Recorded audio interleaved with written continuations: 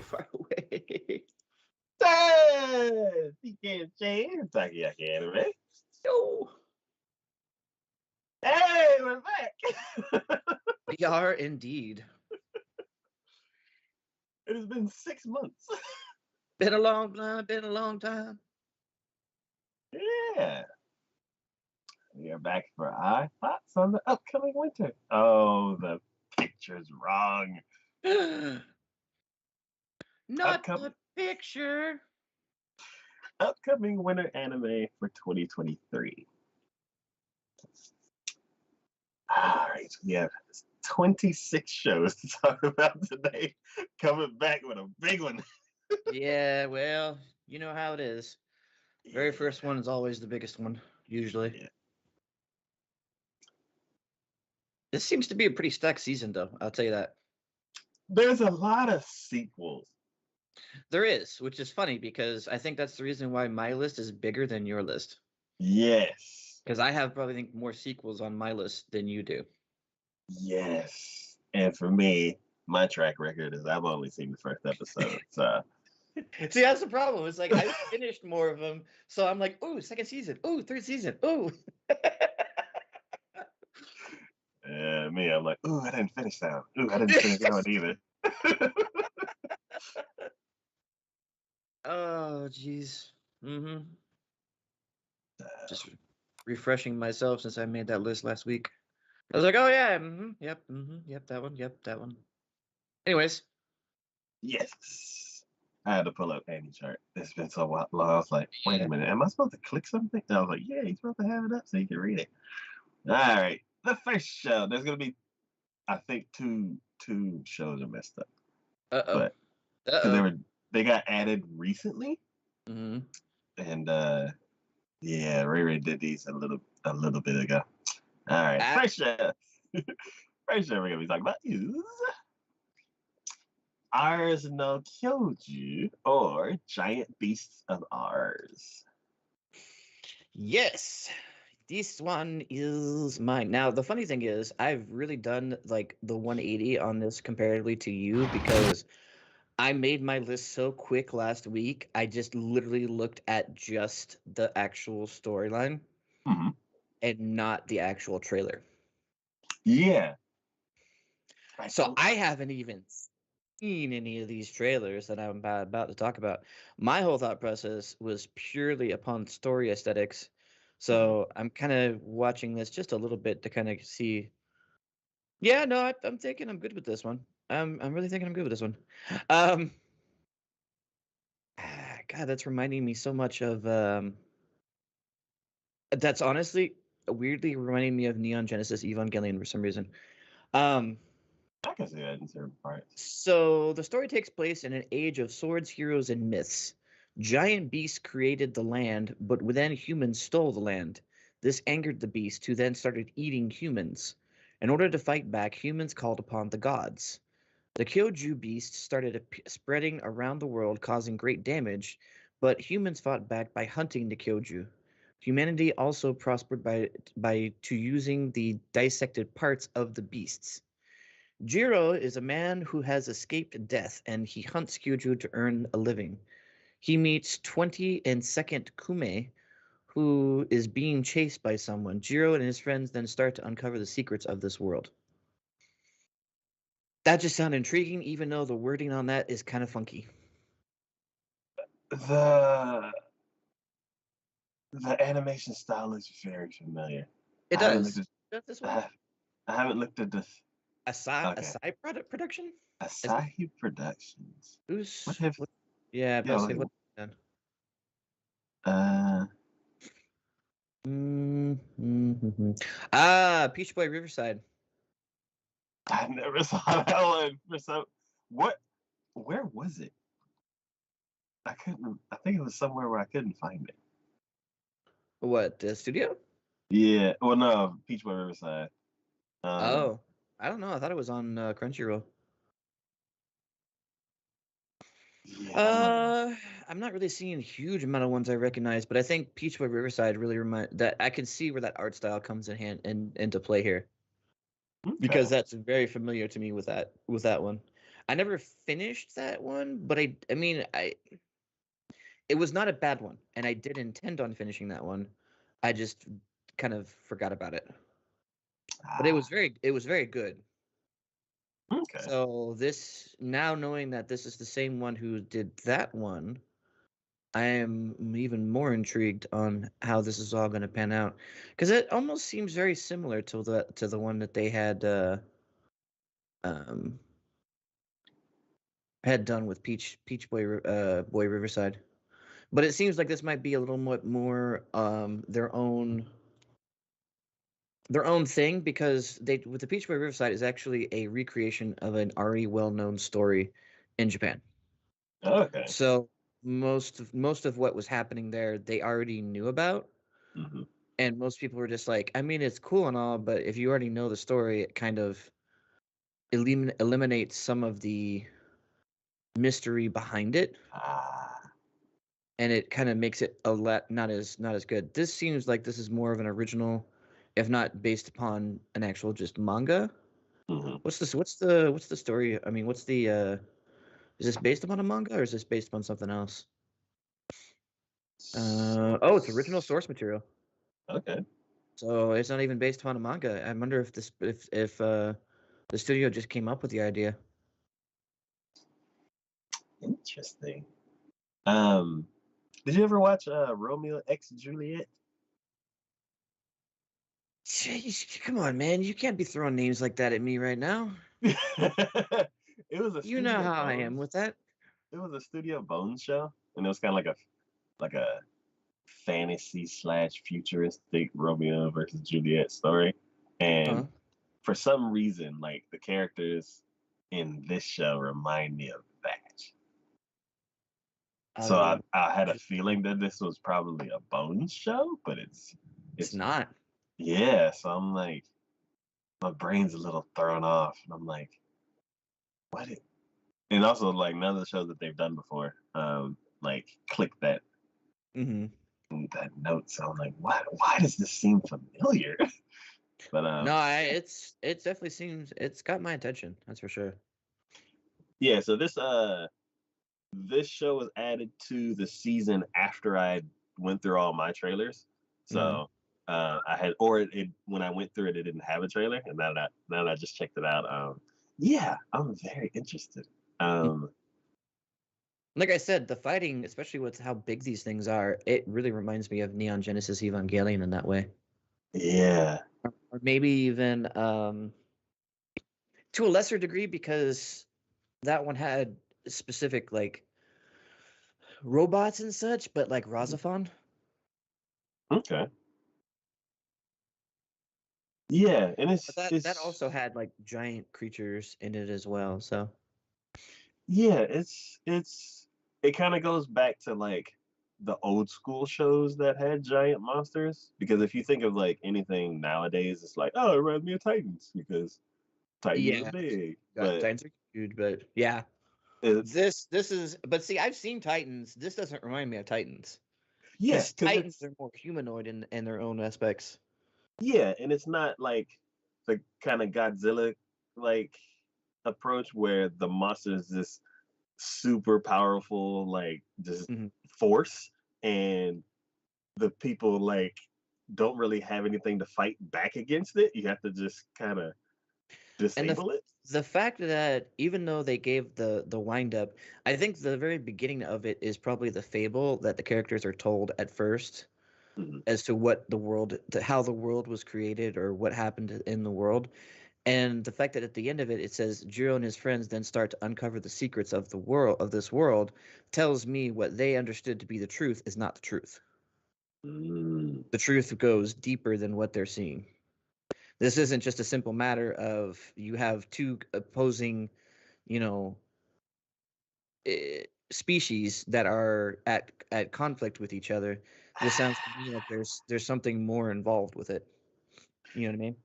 That's a familiar feeling that I haven't felt in a while, where it's like, oh, like we're told this, but behind the scenes, somebody's making deals. Mm-hmm. Mm-hmm. Yeah. Well, yeah, I'm interested. I'm curious to see what this is gonna turn Yeah, out to be. for sure, for sure. All right. The next show we're gonna be talking about is Bendria Saito-san Isekai nin Iku, or Handyman Saito in Another World. Obviously, this one is me again. I cannot help but say that, just because even the name "In Another World" automatically puts it over in my ball court. Um, this is done by Studio C2C, and I'm just kind of watching a little bit of this trailer to get an idea, because again, hadn't seen any of it. Um, that's interesting. Yeah, what's Studio CTC done? Ah, Because the character design looks very familiar to me. they did. Girls playing hockey. Oh God. Uh, the Journey of the Witch, I think. Was I thinking? Oh, that's why it looks familiar to me. Uh, Tsuki ga Michibiki Isekai Docho. That's the one I remember. And I also just recently started watching the Tensai Shitarai Den Ken Deshita.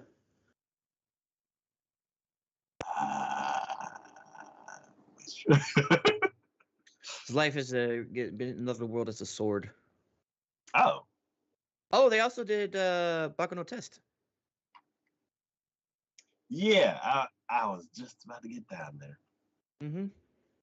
So that's where the character design, because the main character in the trailer immediately, I'm like, oh god, I've seen that eye style before, where Hmm. it's like the slanty, kind of slightly slanty looking eyes with a really small iris and pupil in the center of them, where you're looking at them like they kind of look shifty or whatever, but they're usually not. It's just like the trope that they look shifty. Um, So, anyways, let me get to the story and why I thought this was interesting. Because again, this is another isekai, and you'd think, God, It's haven't we had enough of those things at this point in time? it's funny because like they have shows that fit in my wheelhouse and your wheelhouse. Yeah. So Interesting. this one, Handyman Saito, has never been anyone special. All his life, he's had average grades, ordinary athletic skills, a commonplace job, but his unremarkable path takes a turn when he wakes up in another world. Now, like, okay, all that premise, very ordinary, very stereotypical, nothing new about it, but here we go. Here, warriors, wizards, and elves accompany him in quests delving deep into dungeons, and Saito realizes for the first time what it's like to be needed.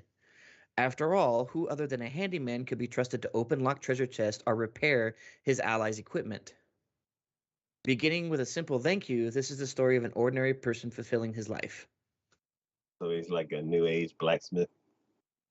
Kinda, but he's more than that. It's like being a handyman. I mean, I can have an appreciation for that because I know basic working things, like what all gets involved and the type of skills and knowledge you have to be even considered a handyman situation. Because it's not for everybody, and not everyone really can think about that. But you have to have a, like, what is it, the old saying, jack of all trades but master of none. Yeah. That's pretty much what a handyman is, because you have to know so much about so many different things. And I think the concept of that works really well in this sort of situation. Hmm. Because, a person who can essentially, he can, dismantle traps, break into locks. He can, like you said, fix gear. I mean, he could probably even improve their gear or whatnot, and give them basic tips on how to, that we think are more commonplace situations, but for him or for them would be like, oh, I never thought about it that way. But he just he knows so much. I mean, his knowledge depth is infinite almost. Hmm. That's the way I think about it. So Yeah, I'm he has like a swath of basic skills that he can apply to just about anything. And if he doesn't know it, he knows enough about enough different things that he can figure it out. Yep. And I also like the idea that he's kind of, see, again, the characterization of this is something I kind of go towards as well, because here's the character who it looks like he's down on his luck, doesn't really have any sort of motivation, doesn't really care. He's just kind of blasé, more just like I'm just going through the motions, and no one really appreciates him until he comes here. And now all of a sudden the storyline script the story flips, the script flips, that's what I meant to say. And now he's needed and he appreciates it.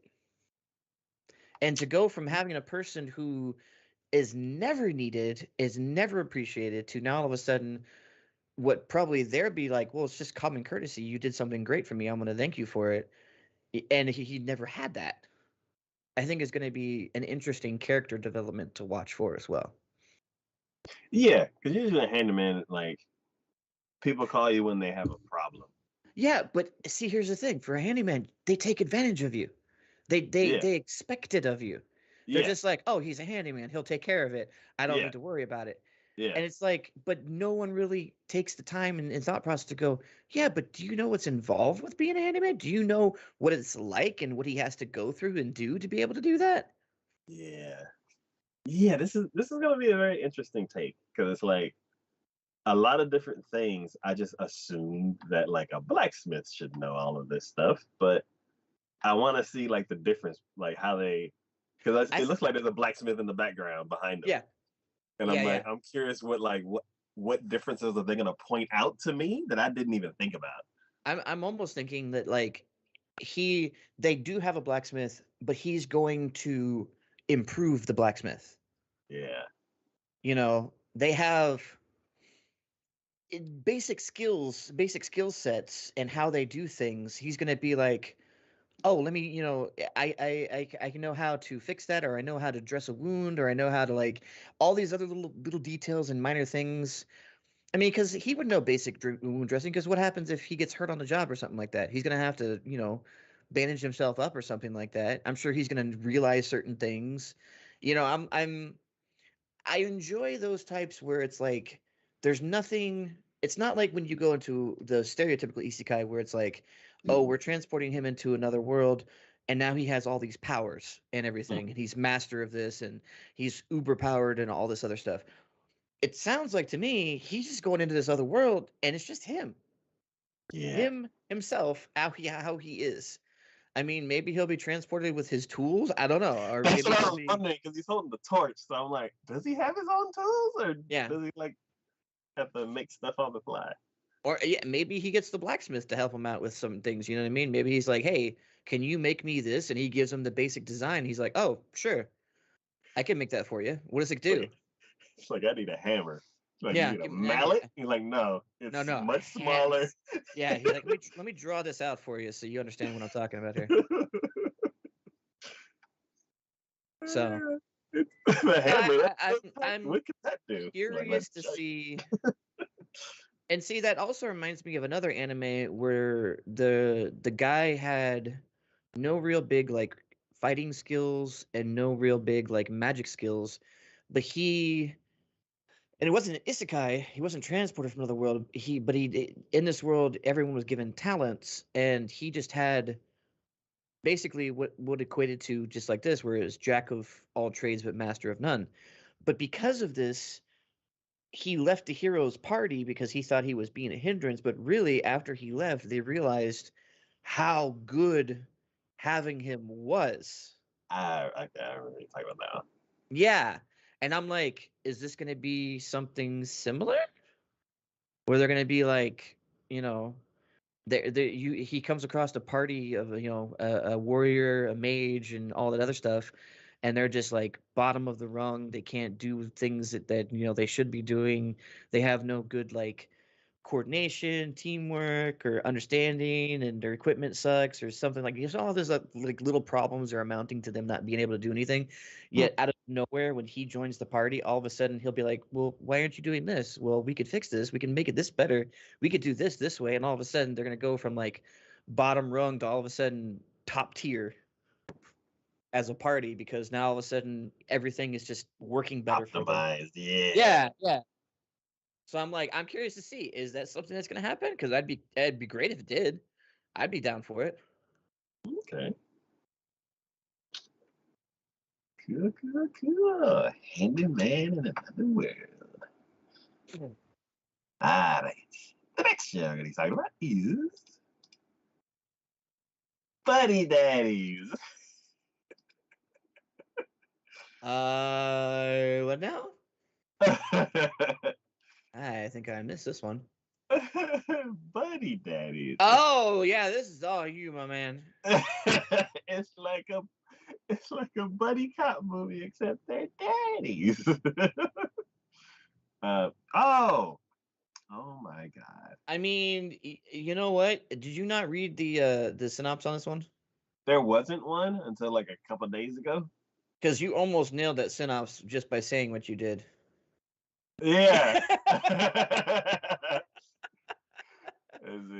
So two professional contract criminals are up for their biggest mission yet, taking care of a child. Yeah. So wait, they're not. They're not. They're criminals. They're assassins.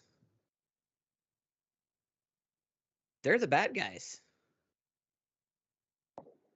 We're following the bad guys, not the good guys. Which is going to be interesting because it's like one of those like told from the other side kind of stories where you like sympathize with the main characters even though they're quote unquote the bad guys. I don't know. You might have to tell me about how you feel. Well, obviously, if you've watched, you'll watch this one. When the next catch up we do on this one after it starts, you'll have to tell me what you think about this one because I don't know. Okay. I feel like if this, what's the taglines they have for this one? It's probably comedy, isn't it? Oh, never mind. No. Oh. No. Do you know what the first tag on this is? It's 60%. Boys love. Interesting. It only has two tags. One boys love and the other guns. Oh my. This is also done by PA Works. Yes, I was about to say the studio is PA Works, and oh my God, I love PA Works. Their shows are usually gorgeous. Yeah. So I'm curious what they're gonna do with this concept.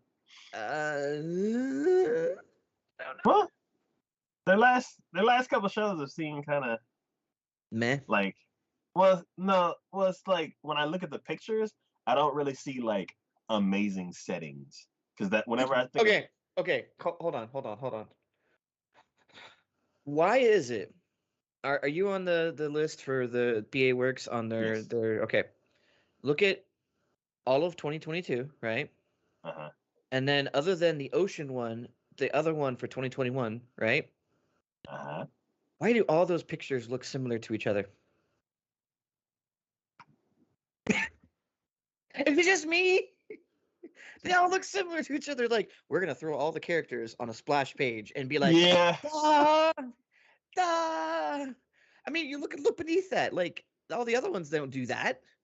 They're like, oh, characters, but like, well, I mean, a few of them do, but they actually have like things going on in the background, and it's more like dynamic as far as like what's going. You know what I mean? yeah, like The proportions and they almost mirrored each other on those three every single time. you know what? If you go down, like the theme is like either the main characters or as many characters as we can fit, but also look nice. But see, proportionately, they kind of they stagger it. They're like, Yeah, we're gonna have all like, say for instance, 2013, Hanasaka Ito, Home Sweet Home. Yeah, we have all the characters in there, but they're full bodied, standing in the background, and they're lined up with biggest to smallest as a view proportion because of how where you as the viewer would be standing at. You know what I mean? yeah. And then Look at like RDJ Red Data Girl, where you have two characters in the front ground, but like four characters in the background, and they're doing stuff. You know what I mean? It's like there are things that are happening, and it's like we freeze framed a moment, but then you go all the way back up to what we were looking at and talking about, and I'm just like, characters. Yeah, it's like in 2021, somebody pointed it out. They're like, "How come you always have all the characters fill up the screen?" They're like, "We do." And they look back, they're like, "Oh no, we do." And they got self-conscious, like they only put two.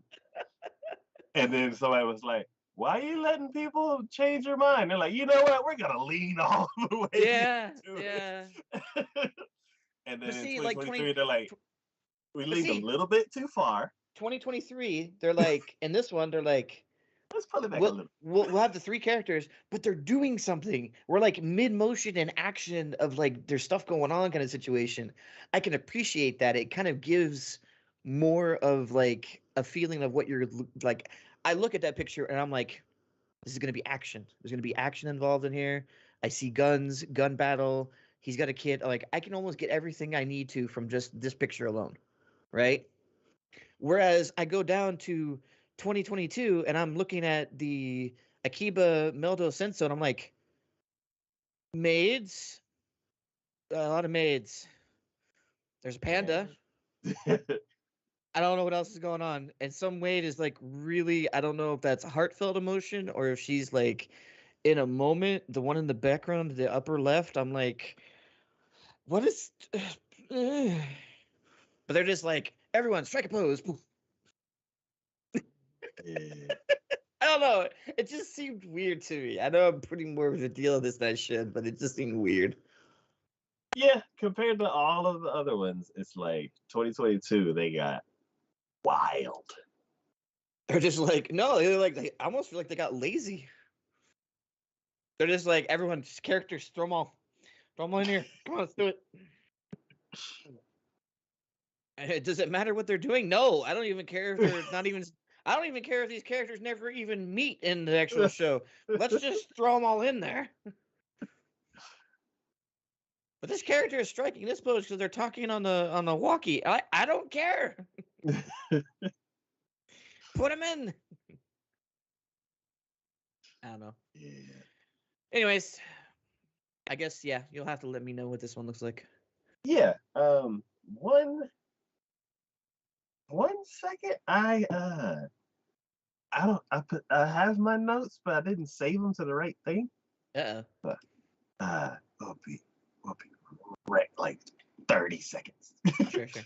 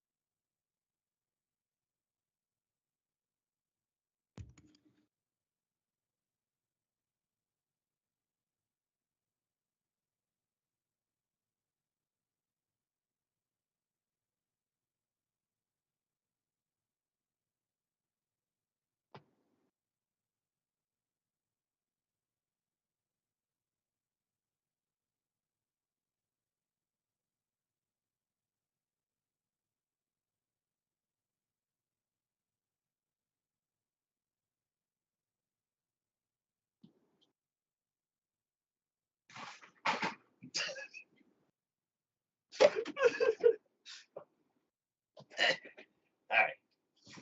Okay.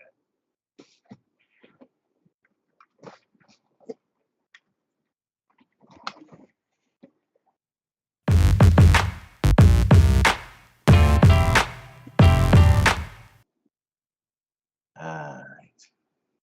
And I saved it here.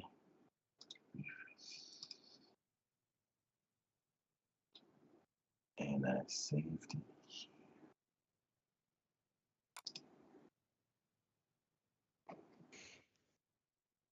Didn't I save it here?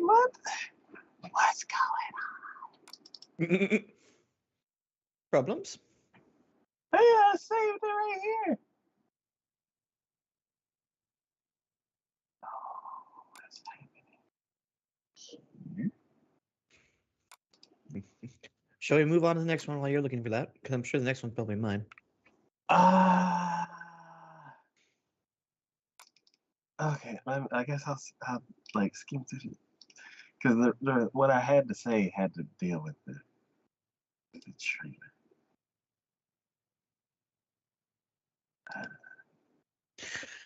I guess I would say that if this was more of a serious note to it, I would probably be more inclined towards it because it to me would give off potentially a gunslinger girl vibe. Oh, okay, I can see that.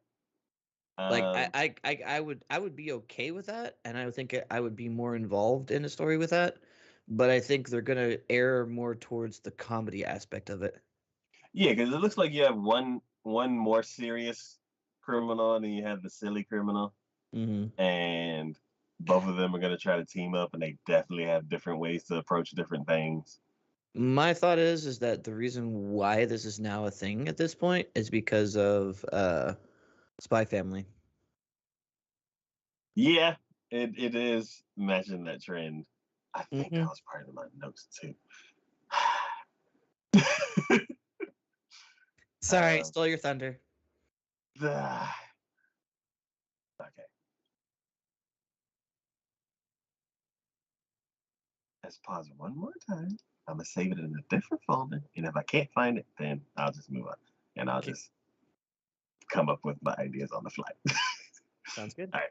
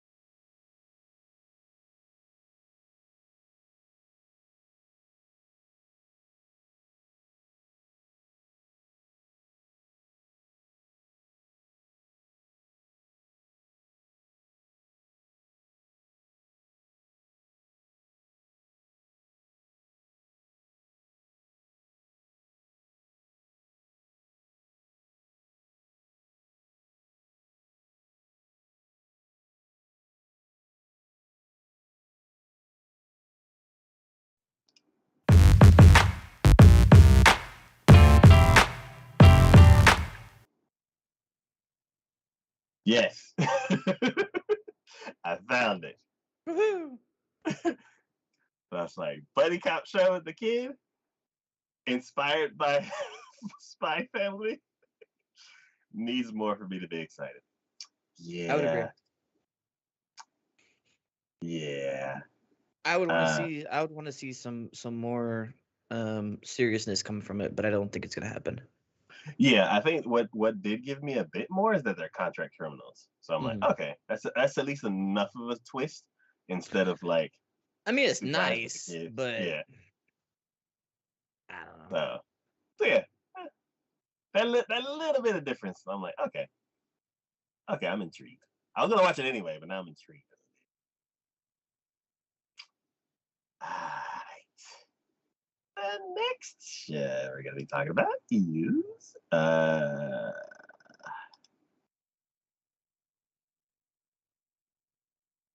is it wrong to try to pick up girls in a dungeon?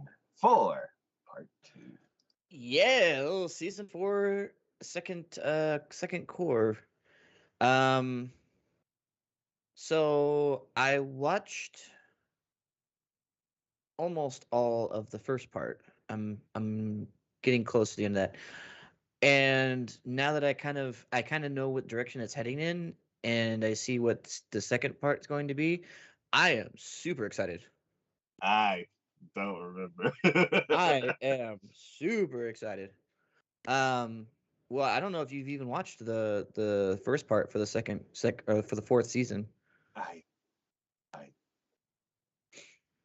hmm. So at this point, so the last time in the third season is when he fought against that Minotaur, Oh, the big one outside, and he lost. And the Minotaur walked away. It was outside. It wasn't in the dungeon. It was outside in the real world because is where all the monsters they were trying to get back to the dungeon because all the heroes were hunting them down, but they're sentient monsters and everything, so they were trying to help them. yes. Okay. And the Minotaur was at the very end. Him and our main dude went head to head, and um, he ended up losing. The Minotaur walked away, saying, "Get stronger, so we can face against each other." Because basically, these monsters that are sentient are reborn from the monsters from before. So this Minotaur that he's facing is the same Minotaur he had defeated once, but it grew stronger. Okay. So at this point, the Minotaur is like, "Well, we're tied now. So because I you defeated me once, and now I've defeated you. So now let's come at this again, and we'll settle this situation." So that's how the third season basically ended. Fourth season picks up where they're getting a request. Oh, well, fourth season, very beginning of the fourth season, he's leveled up one more time. So now he's level 4, which means he's only one level behind his crush. Because she's level 5. Level 4? Yeah, he's level 4. He's level 4. Which is Oh, we've been watching this for so long. Level is nuts. 4? Yeah, it's nuts. Because so the leveliness is so just like I'm like after all he's done, he's only level 4, but I'm like, I mean, maybe that's just the way it is. But considering what his crush is level 5 and what she can do, oh, I mean, she might be level 6. I think she might have leveled up at least once during this whole thing. Um, I love but that. it's been crazy because so the guild sent a request to him that now that he's level 4, they and he has allies and everything, they wanted him to go do an expedition to reach as many and lower levels of the dungeon as they possibly could. Okay. Because so far he's only been to the top levels and the mid levels. They want him go to the bottom levels. And even the monster that was a human once, the undead one that he's talked with before, um, said that nothing can be resolved until someone reaches the end of the dungeon. Nothing will be resolved. So he's gung ho for going down to the bottom, but it was is things in the bottom get fucking nuts. Like holy crap, are they nuts? Like they even mentioned like it's funny because like when he went from the top levels to the mid levels, they're like, hey, mid levels are a whole new game. You got to be on your toes. Shit gets real when you get down to the mid levels. Then when he's going from the mid levels to the lower levels, they're like, you better be prepared because you thought that was crazy. Hold on to your butts. Shit gets even wild, and that's what happened. Um, he faced off against a monster. It was a plant-based monster, and it actually had. It's still a monster. It's not like the sentient monsters, but it's was stronger than the regular monsters because it actually set traps and planned. Yeah, freaking nuts. Okay. Thing was wild. Not only that, it was defeating other monsters, lower monsters, and eating their stones to gain more power.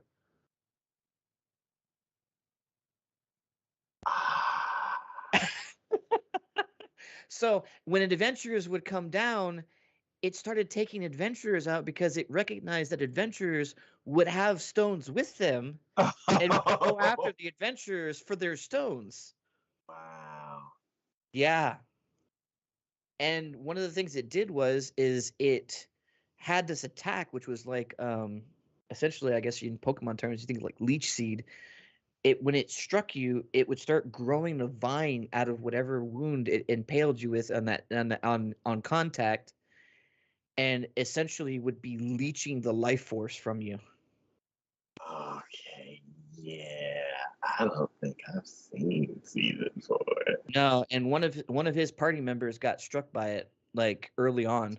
So he had to make the call because they're like, well, we could go back up and go find this healer, and hopefully he could take care of it, or we would need to defeat the monster to get rid of this, this thing that he's done to them. And they made the call because they're like, well, they left it up to our fearless leader, and he was like, well, if we go up, I mean, there's no guarantee that the healer is going to be able to get rid of this. It could be there permanently until, and she's like, we're just going to have to defeat the monster. So, oh boy, and everyone has leveled up. Everyone has gotten stronger. I'm so happy because I thought the Fox lady, right?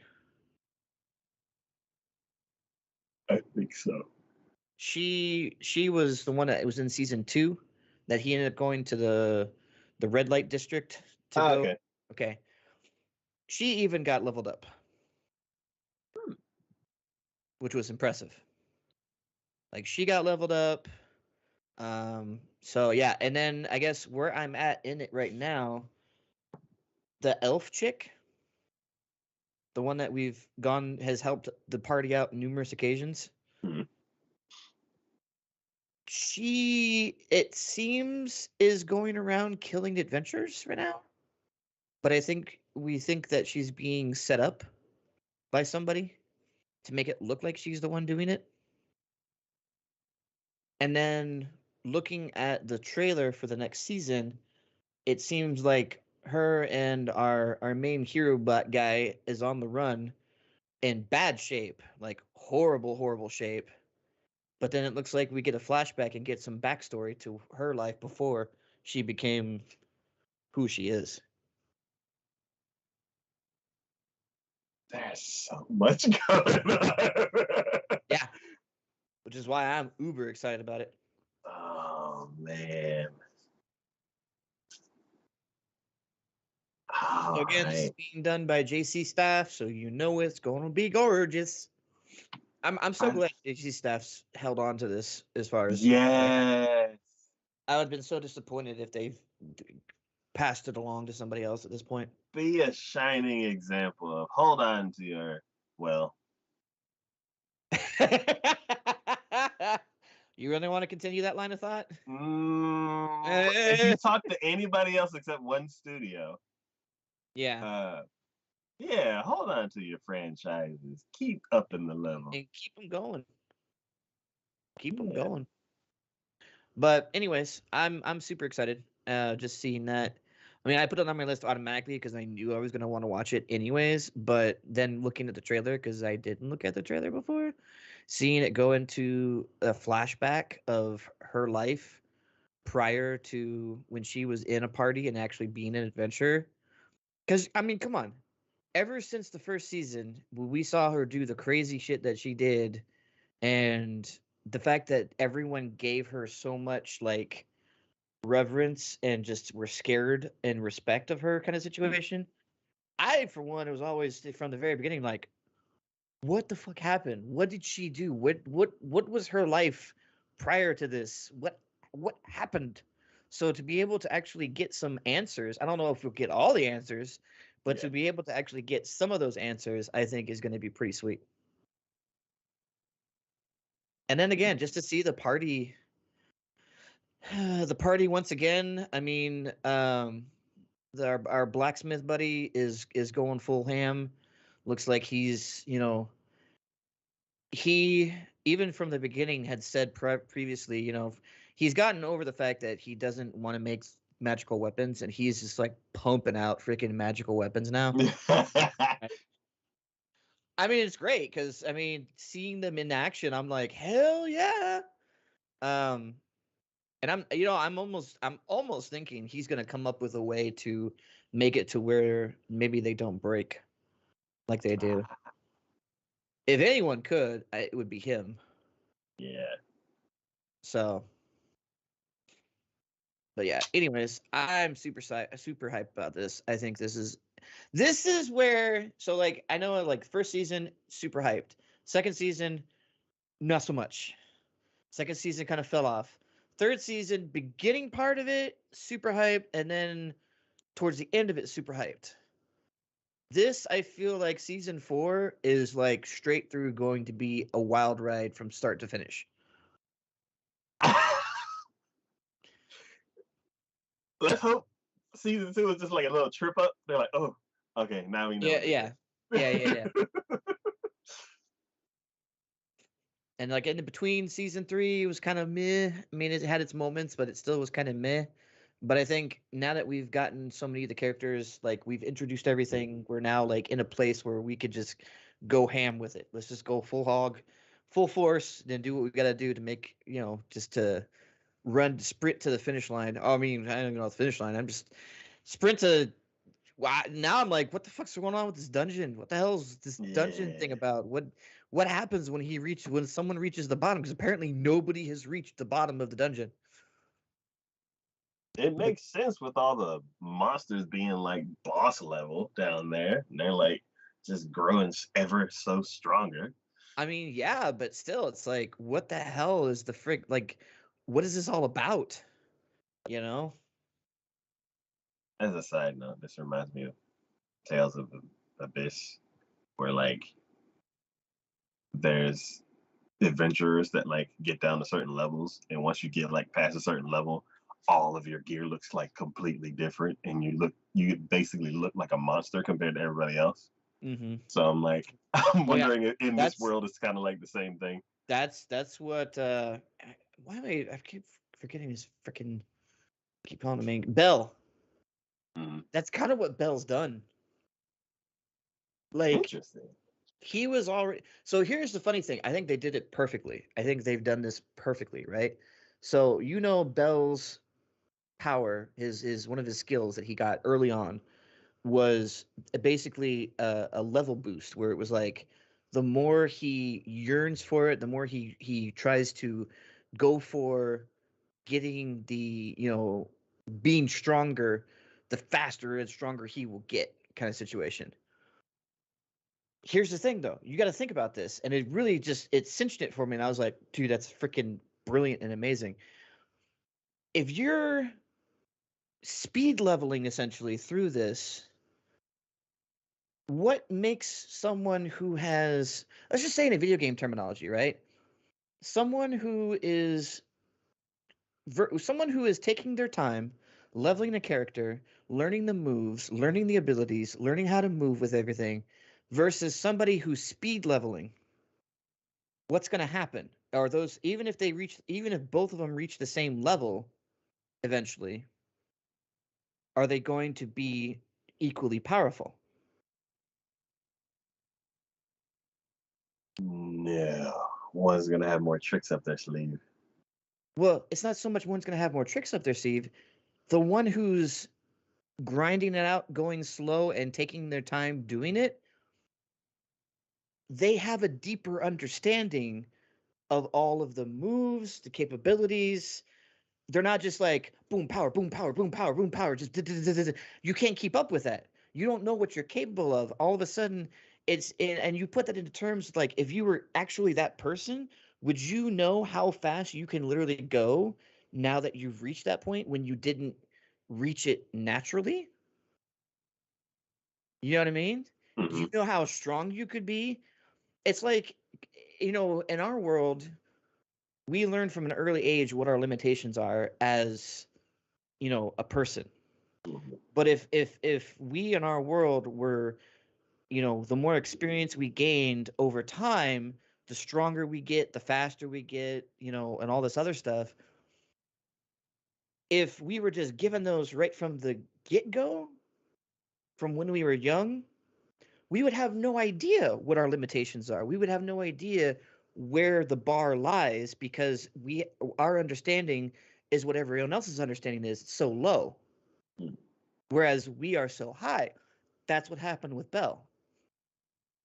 Like they're watching him in the very beginning, they're like, wow, he's so strong, he's so powerful, he's doing all this other stuff. But he still has his hiccups in the very beginning.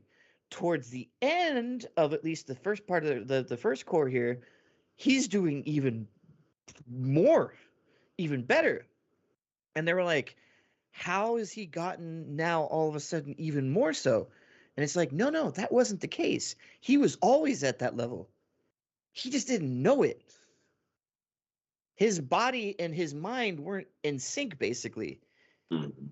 He basically, to him, probably everything looked like it was sluggish, and he himself felt sluggish until everything started to click.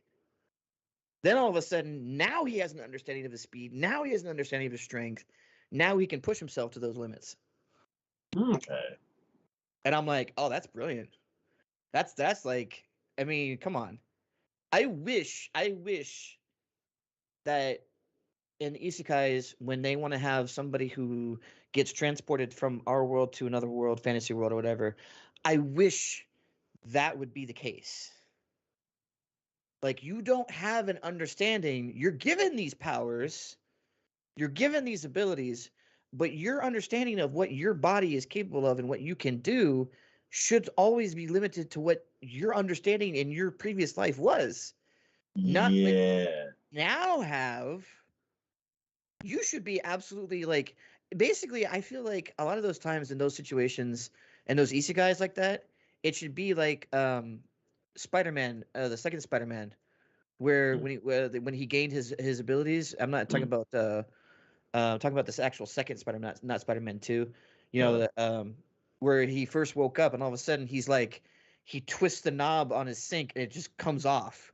Or he broke the handle off the door, or he broke the towel rack. Like, everything's breaking around him yeah. because he doesn't know. His understanding isn't. He's trying to do what he normally would do, but Yeah. everything's heightened even more so. Yeah. He's like, I And normally exert this amount of force, but it's like now this he's force wait. is like, oh my god, Yeah. you know.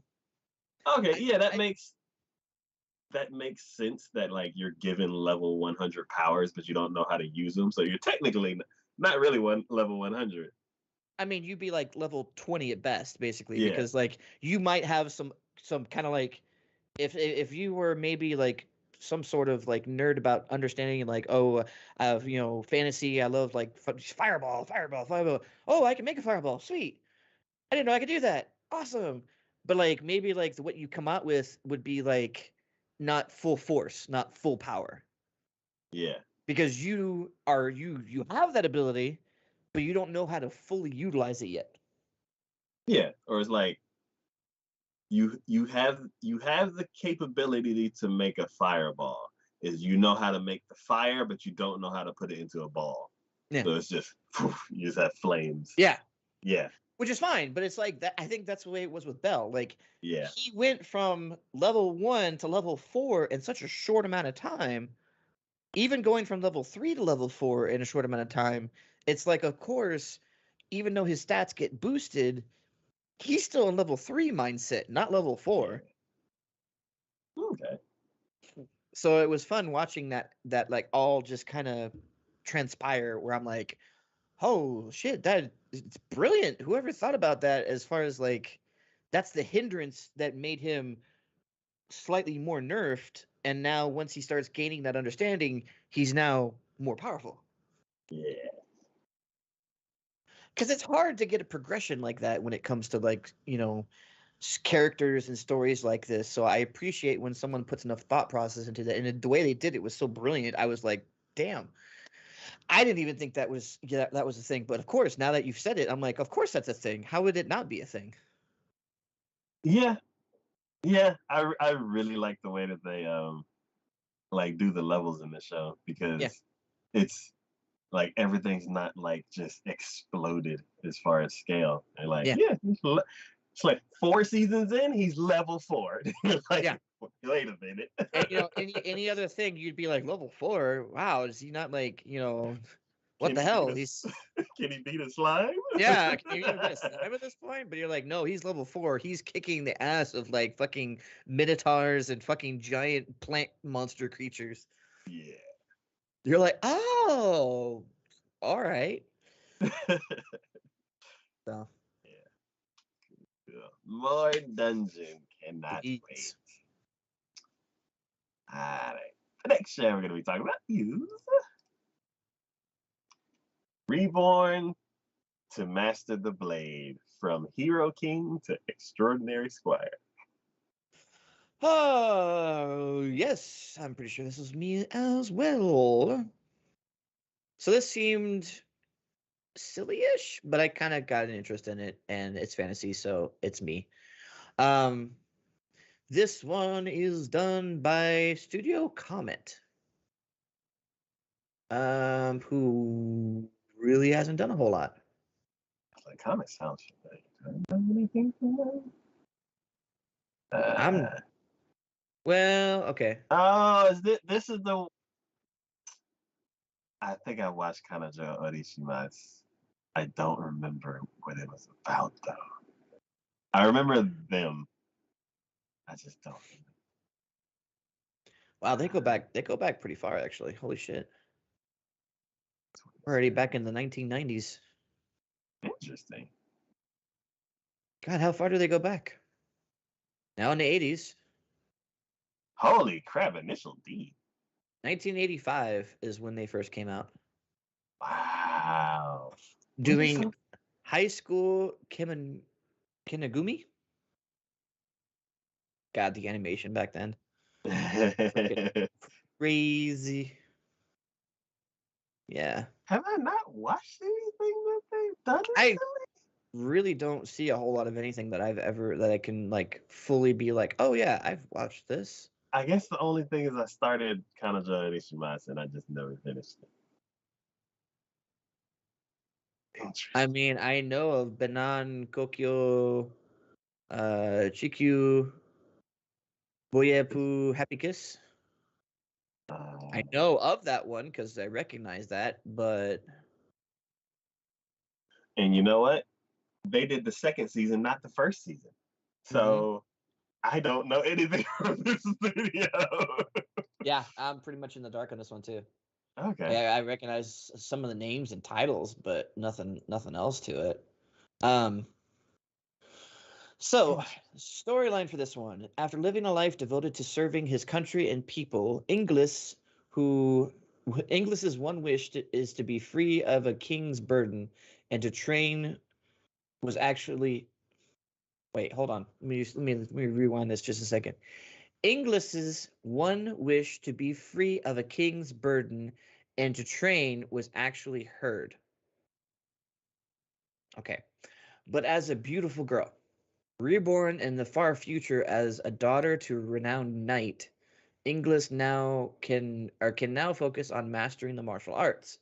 A wish has been granted, and Inglis will be on the front lines fulfilling the dream of becoming the strongest knight. I mean, again, that wording seemed very weird to me. Um, I see nothing. I mean, it doesn't seem like it's gonna wow me at all. Um, I'm just curious as to what direction they plan on going with this. Yeah, I'm curious too. Because it's like, it's a simple thing where it's like, I get it. You're in charge and you can't like do anything hands on because they're like, oh, we must keep you safe. And he's like, but I really want to just start swinging swords around. And he Yeah, gets his wish. And they're like, okay, cool. Now what? yeah, yeah. And if he has like most of his memories, or like say for instance, he was like maybe um back in his younger days, like he was actually pretty decent with a sword Mhm. and still retains a lot of his memories. I think it might be interesting to see someone in a younger situation who actually like outdoes, and maybe I don't know, maybe it's a case of the females in this time aren't like necessarily thought of as knight material, and Ah, so he kind of has to overcome that sort of like, oh, just because I'm not a guy I can't become a knight or whatever. mhm. I can see that. Okay. So I mean, I think it has potential and it could be at least interesting. So I'm willing to give it a shot. We'll see where it goes. Like I said, I'm not I'm not gonna put it up on par with like Dungeon or anything like that because that would be unfair, I think, to it. But I'm at least curious in what direction they plan on going with it. So Hmm. Good, good, good. Right. So the next show we're gonna be talking about is Hikari no O, or the Fire Hunter. is this yours or mine? Page Uh, first. is it? Notes. It is yours. Is mine? Yeah, Oh, okay. Oh, this one is done by Signal MD. I recognize that name. Yes, I do too. Platinum End, which is cool. Oh, Mars Red. Yeah. Though they had some other ones, the Netju no Susume? Oh yeah, that one was Yeah, great. that one was great. I also didn't mind the one above it, the Yurigai so no Yuno-san. I know that was the OVA, Okay, but I yes, still I that just had to looks get like they that. had a hand in that, so Okay. I Oh, thought it that worked out was really good. So I mean, they have some pretty interesting ones. Okay, They can't all be bangers, I guess. We'll okay. ignore certain aspects of certain things. But let's see here. Where was that? Ah, god dang it. Oh, so outside the magical barriers lies a world overrun by fiery beasts known as flame demons, and the only ones who can protect humanity are the fire hunters. In the dark woods where beasts roam is where Tokyo or Toko, Tokyo, god damn it. It looked like that for like half a second until like my eyes went all the way through. Toko, a young villager, is rescued from attack by one of these skilled trackers, Koshi. But their meeting was no accident, and a new destiny begins. This is going to be on Crunchyroll. Yeah, I mean, I guess yeah. Now that I've reread that, I think the premise sounds interesting. I think that again, the way that they described it, just because of how it's said, almost reminds me of what is that one with what is that one with the firemen who have the fire powers or whatever? Oh yeah, Because the way they described it, that's immediately what I first thought of. yeah, the Fire Hunter. Yeah, yeah. I don't remember the name of that show. Source for this is a novel, so it's based upon a book. Okay, I'm good with most things. The only ones I ever get weary of when it's based upon something is based upon a video game.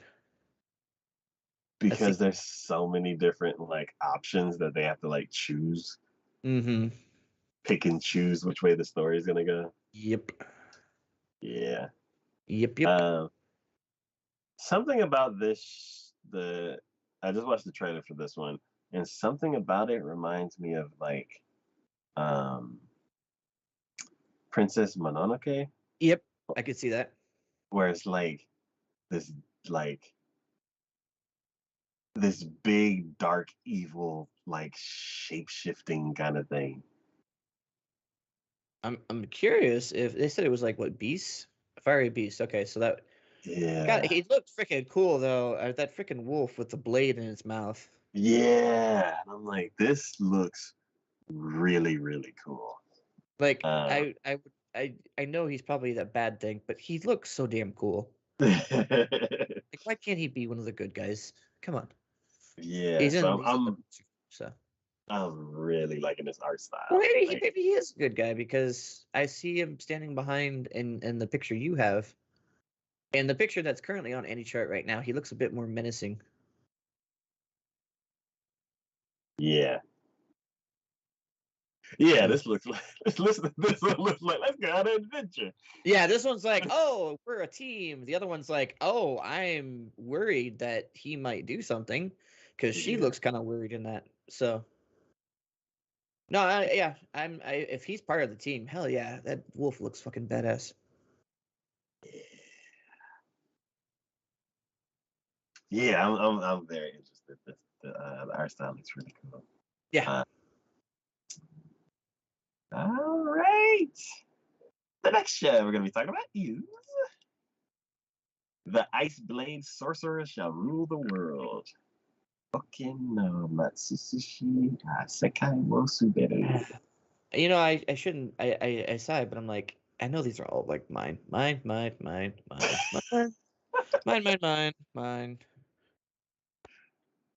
Oh, that does not bode well. So this is done by Cloud Hearts, which has done nothing but this. Hey, what was it? What's that one studio that did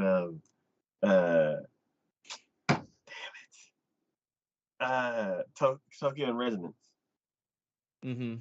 Yeah, they just came out swinging. So maybe it's been done before.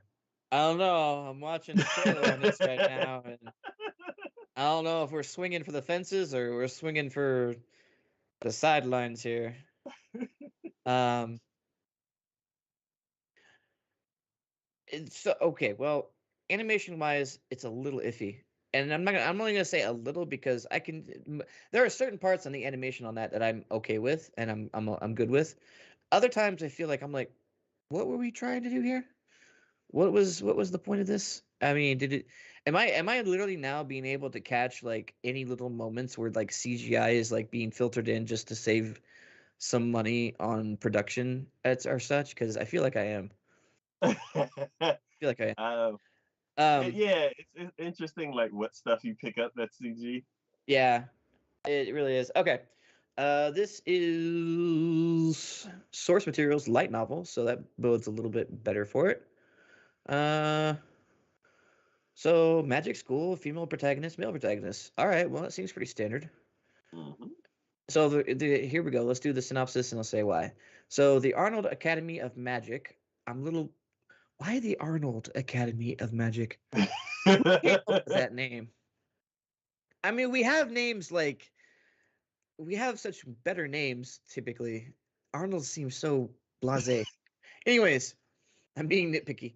And the Arnold Academy of Magic is a school for the elite, and Ray White.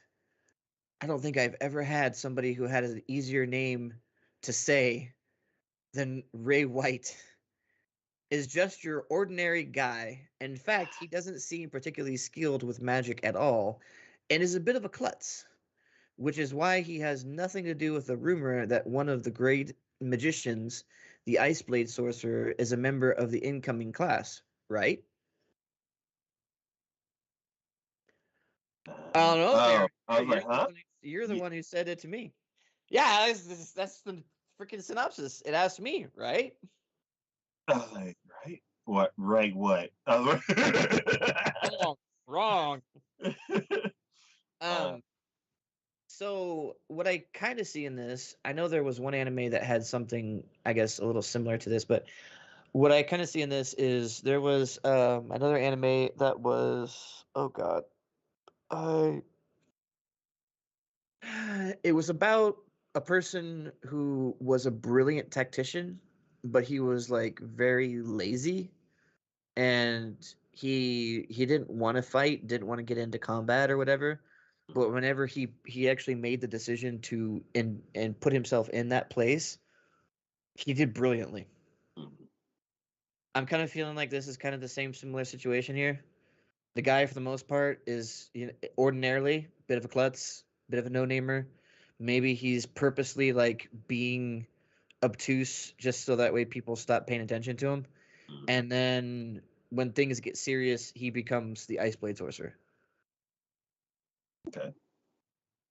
So I don't know. Seems kind of Well, like one of those situations where it's like, I don't know if he always was, is now just becoming.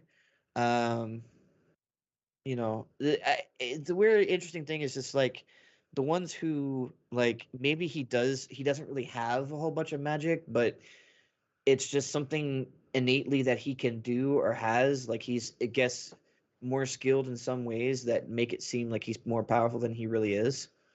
What if he's like Zenitsu, where it's Oh, he's got the split personality situation. yeah. That's possible. That's possible. I don't know. And now that I kind of looked at the trailer a little bit, my thought process is something happened in his past when he was younger, Uh, and he doesn't want to go back to that. okay. It seems like he's purposely like some heavy shit happened, and now he's just like, no, I'm I don't want to be in that situation. I don't want to do that again. I don't want to be part of that. I'm just going to be an ordinary person. Hmm. And it's probably because maybe certain circumstances involved caused him to have to bring that side of him back out. So, I don't know. Either way, I think it could be interesting. Um Okay. I always find it's not so much underdog because underdog's always my go-to, but like it's kind of like one of those situations where it's the lone gunman who has the dark past and tries to hide from it, but something always keeps bringing him back to it kind of situation. Yeah, like Trigun and Rurouni Kenshin. Yep. Yep, yep. Yep, yep. Yeah. And I have a deep appreciation for both of those actually. So, Cool, cool, cool. All right. The next show we're gonna be talking about is Bofuri. I don't want to get hurt, so I'll max out my defense. Season 2. I need to watch season 1. I know. The roles are reversed to the only. Yeah, for once. For once. I can't wait. This show is good. I don't remember a lot of it.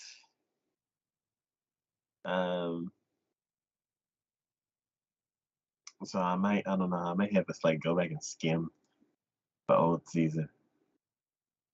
Oh, there we go. I was like, wait, where is it at on the list? I was like, oh, there we go. So this is done by Silverlink. Which does a lot of pink. I don't know. Some of these pictures aren't nearly as pinkish as I remember them being. And huh, Maybe when you get down towards the bottom end, a little bit more. Yeah. interesting. I always think of it with a lot of pink. It's Yeah, like yeah. When you get down towards the bottom, yeah, there's where more of the pink falls into play. But come on, they're the ones who did Baku no Test, so yeah. also Kokoro Connect. Let me just take a second to Yes. shout out Kokoro Connect because goddamn was that not a good freaking um would you consider that a slice of life? Yeah.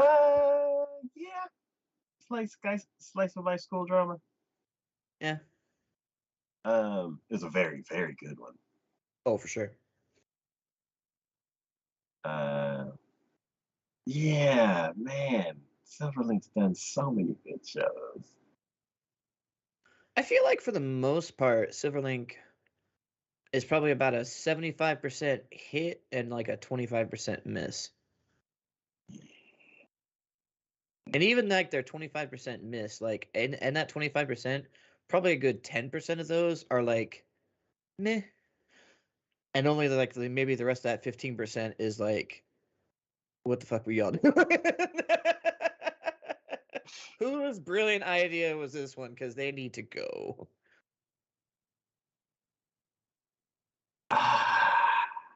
Yeah, because it's like there's some shows where I'm like, oh, that one was good. That one was good. I didn't want to watch that one. That one was great. That one's awesome. This one is not up my alley. Oh, Yeah. I remember this one. This Well, was and great. there's a Ah, few there shit. where I'm looking at, I look at it and go, yeah, this was great. And then it's like, I mean, it was okay. It wasn't horrendous or bad. It was just, eh. And then there was a few that I was like, oh my God, what the hell were you thinking? Like Jahi. Oh my god, I need to finish that one. That one was great.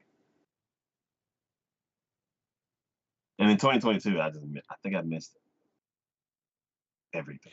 Yeah, I'm about to say a bunch of them. Yeah. Yeah, I think I missed everything. 2023, they are stacked. Yeah, they are stacked. Wow. They gonna be hitting out of the park here in 2023. Wow. What the hell Wow. is that one? Which one? The Tier Moon? You see that picture? I clicked back and now it's broken. Hold on. Okay. What the fuck is that? Tier Moon? Uh, what is this? Um, Oh, so yeah, Guillotine Blade. All right, cool. hmm. Oh, okay. Never mind. I'm looking ahead too much. X that out. That's not on this list, is it? Tier Moon? I don't think so. Hmm. Yeah. But yeah, second season of Buffy. All right. Yeah, I'll catch up. You know, I say that, It's and I so probably weird will. having you say that. And I probably will. You, on the other hand, though, Yeah. how many do you have to catch up on now? Oh, just this season? Oh,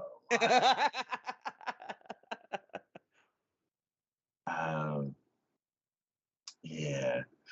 So synopsis for this one is the second season of Itai no Iyanano de Bogyoku.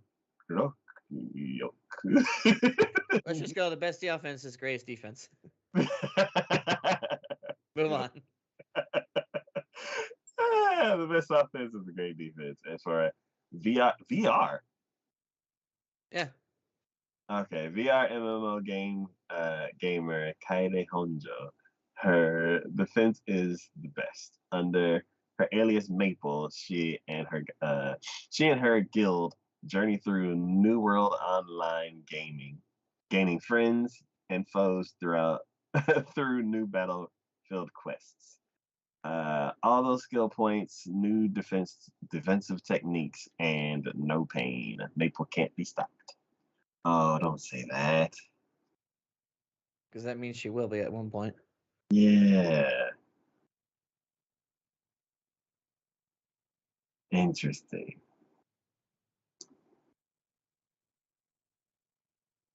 Yeah, I gotta skim through the first season. I'm like, I don't remember a lot. But like the giant turtle? I'm like, I've seen clips, so I vaguely remember there being a giant turtle. interesting. Yeah, I remember I was like, you gotta watch it. Then you haven't watched it. Yeah. I pulled a U, I know. Yeah, it's so weird. Being switched around. All right. Well, before we move on, I think we should. I just want to say I want to give a honorable mention. Did you even consider the inu ni natoru sukina hito ni hirowata? Uh, so it has a trait. Her face looks familiar. Um, uh,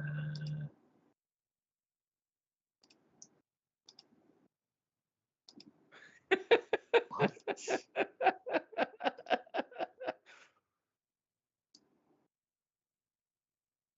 Oh, it's like it's an etchy show, but it's from the point of view from a dog. Dog, yeah.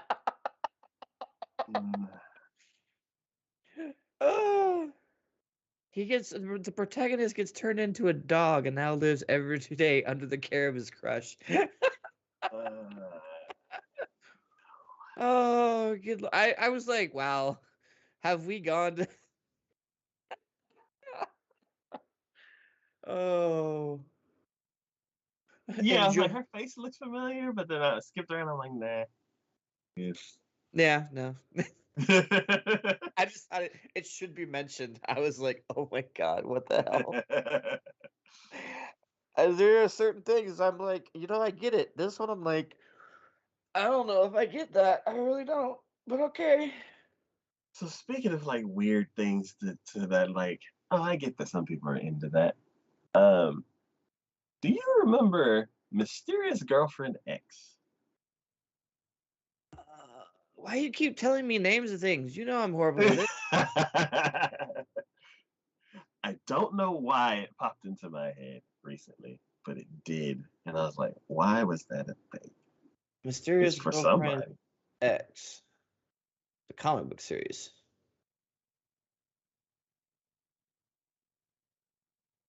I think it was on sale recently or something. And I saw it and I was like, oh yeah, that show, but I don't think I'm ever gonna finish Oh, that one. it. A show. Yeah. I think I watched the first episode to that. Yeah. It was like she creeps me out.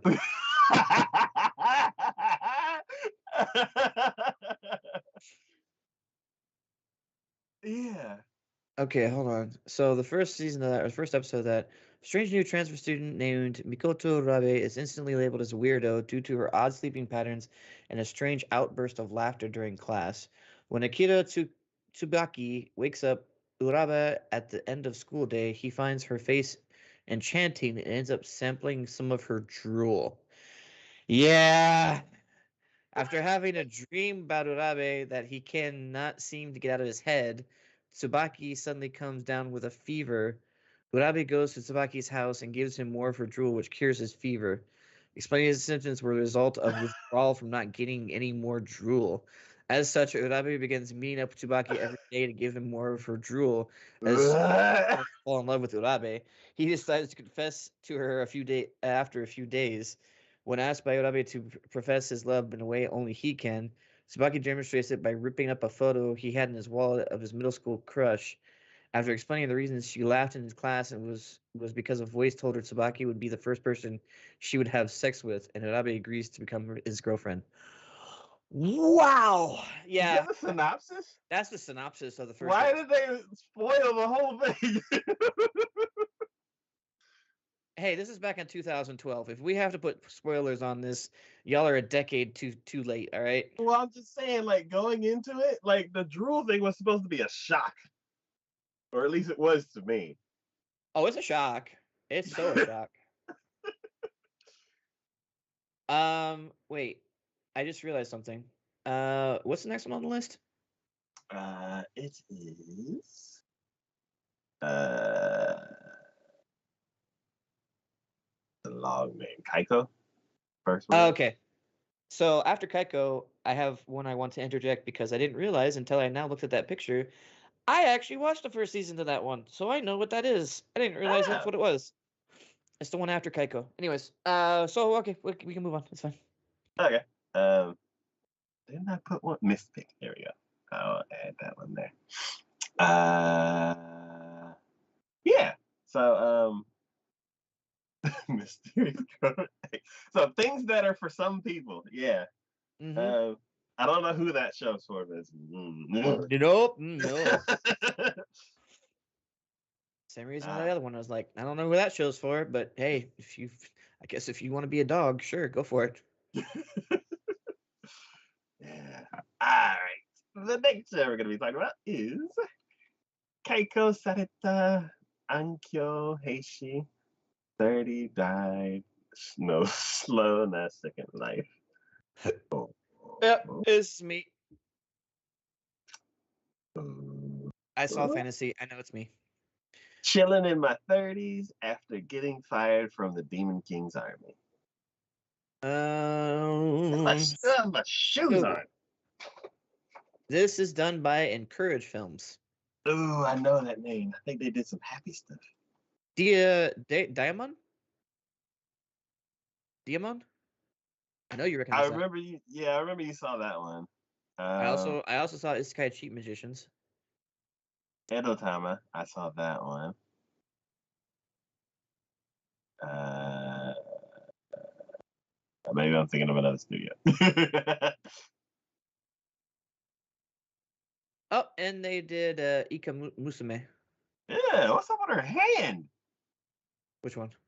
Amazing Twins, 2013. Oh, well, she got a big hand, man. What you talking about? It's perspective. It's perspective.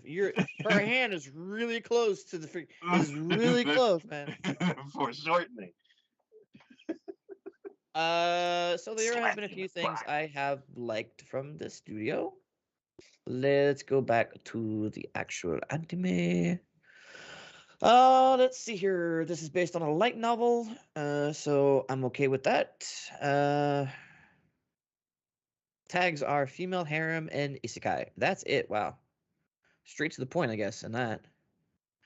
So, the story centers on Daryl, a soldier in the Dark Lord's army who cannot use magic. Instead, he wields his intellect and initiative as an assistant to one of the Dark Lord's most trusted captains. But when the captain is summarily replaced, Daryl also loses his privileged position and is fired. In disappointment, he retires in a village of humans, getting a new start at life by using his abilities to accept requests for help. I'm okay with that. There was another anime about the one I was mentioning before, about the hero and the character who it was in the party with the hero. Mhm. He left because he thought he was being a burden, Yeah, and he went and lived in a town, and he tried to keep who he was low key, but he helped out the town in secretive ways to try to make it to where he helped people, but still wasn't like viewed as like a hero, quote unquote. yeah. Keeping that Um, low profile. yeah, and I kind of see that maybe this is kind of something similar. I'm curious if he's going over the demon lord or whatever, the dark lord that he was originally had been with, is ever going to request him back. Mhm. Um, or if it's just going to be him and his life, and if that's the case, I'm fine with that too. Yeah. Because Um. that's me. The one thing about the other one, where it was the hero, the guy who left the hero's party and lived a life in a village.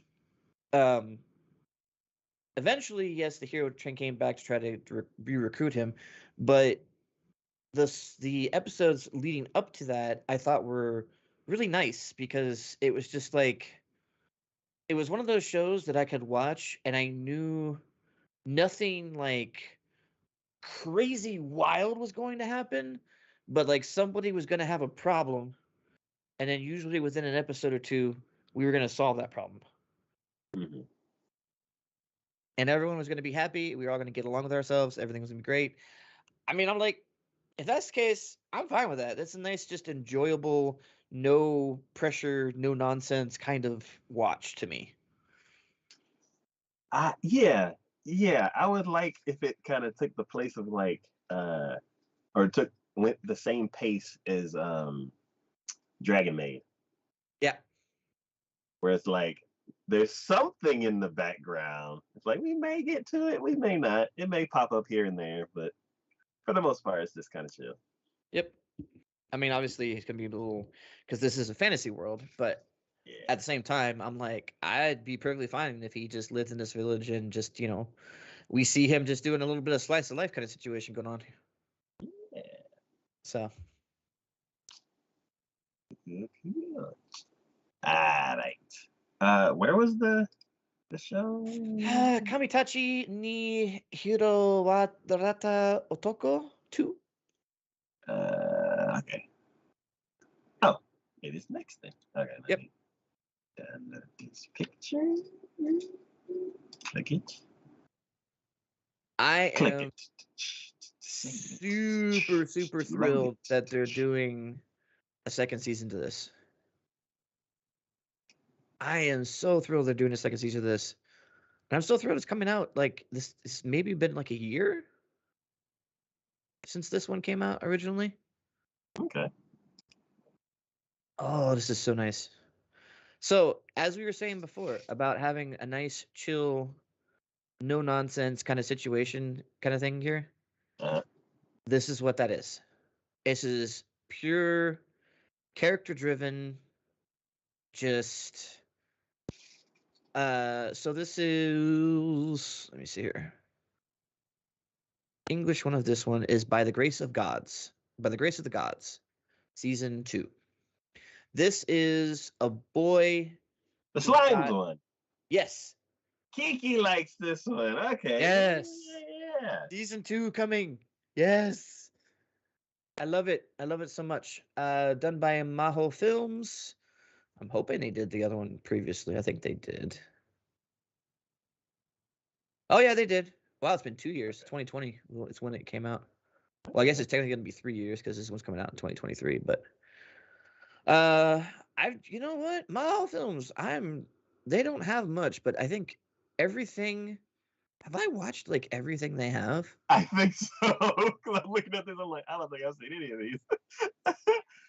There is literally only 3 things on here I have not watched. Out of 1, 2, 3, 4, 5, 6, 7, 8, 9, 10. I've watched over half of their stuff. I guess I'm a Maho Films fan. three, three of them haven't come out yet. Well, no, I mean, yes, obviously, but I intend on watching season 2 of this one. I also think the level 1, that's probably going to be right up my alley, anyways. That seems like it probably will be. Mm-hmm. Um, the first one in 2022, the TacoYaki, Uh-huh. that one I don't think I watched. Ah, And okay. then 2021, the Yukonata Mug Cup. No, don't think I watched that one. And obviously, the first season of that Yukonata Mug Cup. No, I didn't watch that either. Oh, shit. I almost want to Ah, count it okay. as just one because it seems like one's just the follow up to the first one. Okay. So for the most part, like everything else, I have watched from them and I have enjoyed to Nice. some extent. And this is no different. Those who know me and those who know what I usually watch and such like that, I am not a huge slice of life person. You really have to wow me with a slice of life. And Like this this vanilla is, slice of life. yeah, vanilla slice of life, not into. This I am so into. This is such a nice turn of like, again, it's character driven. Everything is focused on the characters, their progression, what they do, how they do. This is a guy who ended up working himself to death, I think was the original one, if I'm not mistaken. So the original one was only 39 years into a full life, yep, of bad luck. He passes away in his sleep. He passes out at his desk, I think, and ends up dying. So basically, the thing with in Japan where people work themselves to death, that's what he did. Taking pity on him, 3 divine beings show compassion by reincarnating him as a young boy to a magical new world. And he wanted nothing to do with people at first. So he lived for quite a while on his own as a young boy. Um, just he tamed slimes and he experimented making different slimes and basically lived his life until a group of adventurers came across him. And basically they took him in thinking he had been abandoned and was living alone out in the woods and couldn't take care of himself, but he took care of himself just fine. But yeah, no, good lord, feeling wise, I almost want to put this up there as far as how much I enjoy it. It's the same way I would Dungeon, just in a different respect. I mean, yes, they're both fantasy, yes, they're both adventure, but they go in 2 completely different directions when it comes to the reasons why I like them, but I like them equally as much. So the fact that this is now getting a second season, storyline behind this is second season. The story will be set 3 years after the end of the first season, when Ryoma and Ilaria promise to reunite. I'm stoked. I'm so excited to see what happens. I mean, so many things were happening, and it looks like he's still doing his business, because he started a business as a his slimes can get rid of dirt, so he like had a laundry business essentially that he used Yeah. for, which was cool. He also just does he's an adventurer, so he does odd jobs for people. I enjoyed just seeing the different characters that are here. Oh my goodness. And don't get me wrong, there are a lot of tropey character situations, but some of them I look at too and I'm like I just enjoy the shit out of, because some of them you ever have one of those people that is so just like happy go lucky and just speaks their mind, you can't help just smile when you like you've seen them or been around them kind of situation, or just know somebody like that. Like they just exude good feeling, good vibes, Yes. and you're Yes. Okay. like you can't help but just be like you could be upset at something and then all of a sudden you're there around them and you're like I forget totally what I was upset about, because you can't help but be happy around this person kind of situation. Yep. I swear, I just didn't know her very much, but the freaking cat lady in this one is the exact same way. She's so exorbitant and so just out there and just says whatever the hell's on her mind, even if it's like you're like, why did you say that? Why did you no? I enjoy the crap out of her. So yeah, character wise, this is probably one of the highest praise I could give to any sort of anime. Um, Animation, I mean, it's nothing outstanding. It's just pretty standard as far as animation goes, but I still enjoy it. And I think the premise is just interesting as hell to me. So because he will remember parts like during the course of at least the first season, he related parts of his previous life where he was looked down upon, treated like garbage, treated like dirt, and relates it to now his current life, where it's like a 180. And the feelings that he gets from people who actually appreciate him for what he can do and thank him for such things. It just yeah, it's crazy. So, anyways, Cool, cool, cool. Nice. I'll be sure to pass the message along to Kiki. The next show we're going to be talking about is uh, Zori Zokuse Danshi Tokul na Doryo Yoshi, or the ice guy and his cool female colleague. did I do this one or you? I think this was my I think I debated this one. uh, yours. Yes. Holy hell. She's gonna take over the podcast at this point. Come on, man. I think mine don't start until we get to the O's. Oh, jeez. Holy hell. There's a lot in between of that there, mister. Is yours like the first? Wait, did you do Onichan? Yes. Yeah, you know what? I didn't even look at that one until I looked at the picture and I was like, oh, yeah, that's that. Okay. Holy hell, there's a lot of in between on that one. All right, let's get going then, I guess. The Iceman coming. All right, so this is done by Zero G and Liber. Oh, I feel like I've seen Zero G before. Uh,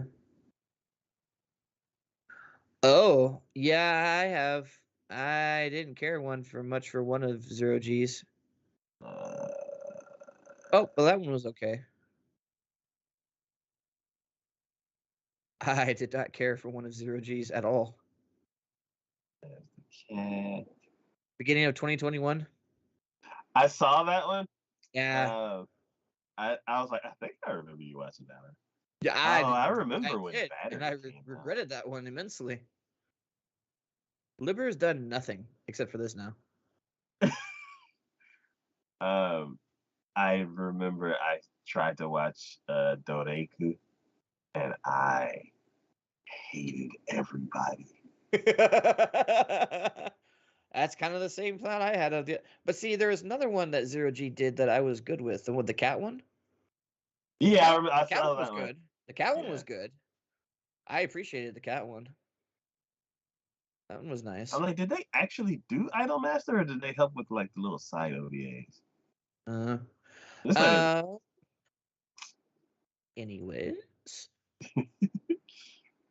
before we get carried away on that. So let's see. This is done by, we already said, and it is source. Oh, it's a manga. Okay, that's fine. Holy crap, they have a ton of tags on this one. Superpower, primary adult cast, Josei, heterosexual, kudere, work, yokai, office lady, and kimono Mimi? animal. Oh, animal ears. Got it. What is What's Kudere? I feel like I. yeah. Oh, okay. That's their version of tsundere for a male, Oh, maybe. it's like the opposite of like. Anyways, the setting is a workplace where a snowy white romance blows in like a blizzard. Himuro is a descendant of a yokai onus living in the modern times and a newbie office worker. When he gets emotionally overwhelmed, he ends up causing blizzards or starts building snowmen and igloos. Whenever his secret romantic feelings for his unique yet kind coworker Fuyutsuki intensifies, he sometimes ends up freezing those around him. When then there's Fuyutsuki. Everyone sees her as a cool type, but Fuyutsuki is actually also pretty curious about her mysterious coworker, Himuro. Their relationship continues to gradually evolve daily through work and work events. Eventually, they start to spend time with each other uh, I would see. outside of work. But Oh, they're both a bit awkward when it comes to love, so they just can't seem to get closer. Heartwarming workplace fantasy rom-com starring a seemingly cool couple is about to begin. I think that all premise right. Enough with the interesting. cool puns. Yeah, I know.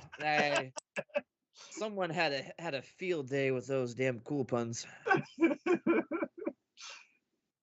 No, I think it's an interesting premise. Usually it's the female who is like the one who's shy and awkward and things happen to, but this one's the male who's having that situation happen. And it sounds like he doesn't have a whole lot of experience being trying to be human, yet he's trying really hard to. So I'm sure there's going to be antics and awkwardness involved with that all over the place.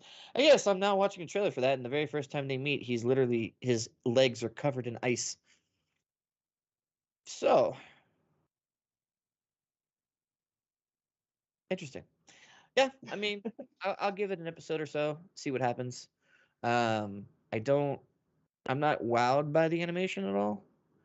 It actually seems pretty standard, maybe even a little downgraded. I hate the fact that when they do that thing with the noses, where it's like just a line with a shadow, just to give it depth.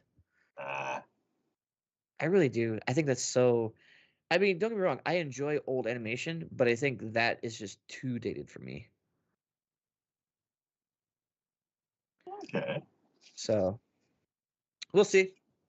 If the other characters are as interesting as he is, I think we might have something. But we'll see. Okay.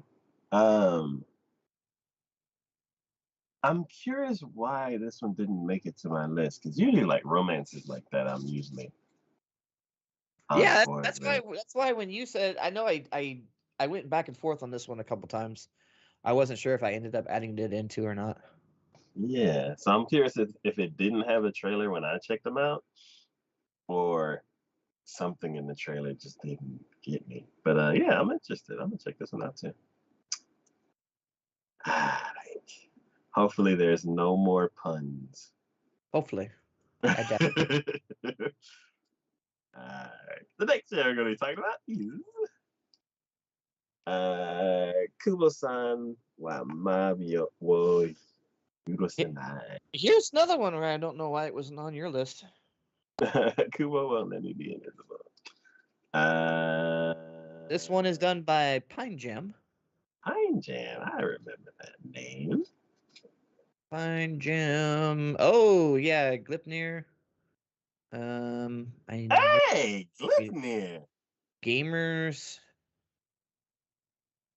For some reason, 2017, I just missed both of these.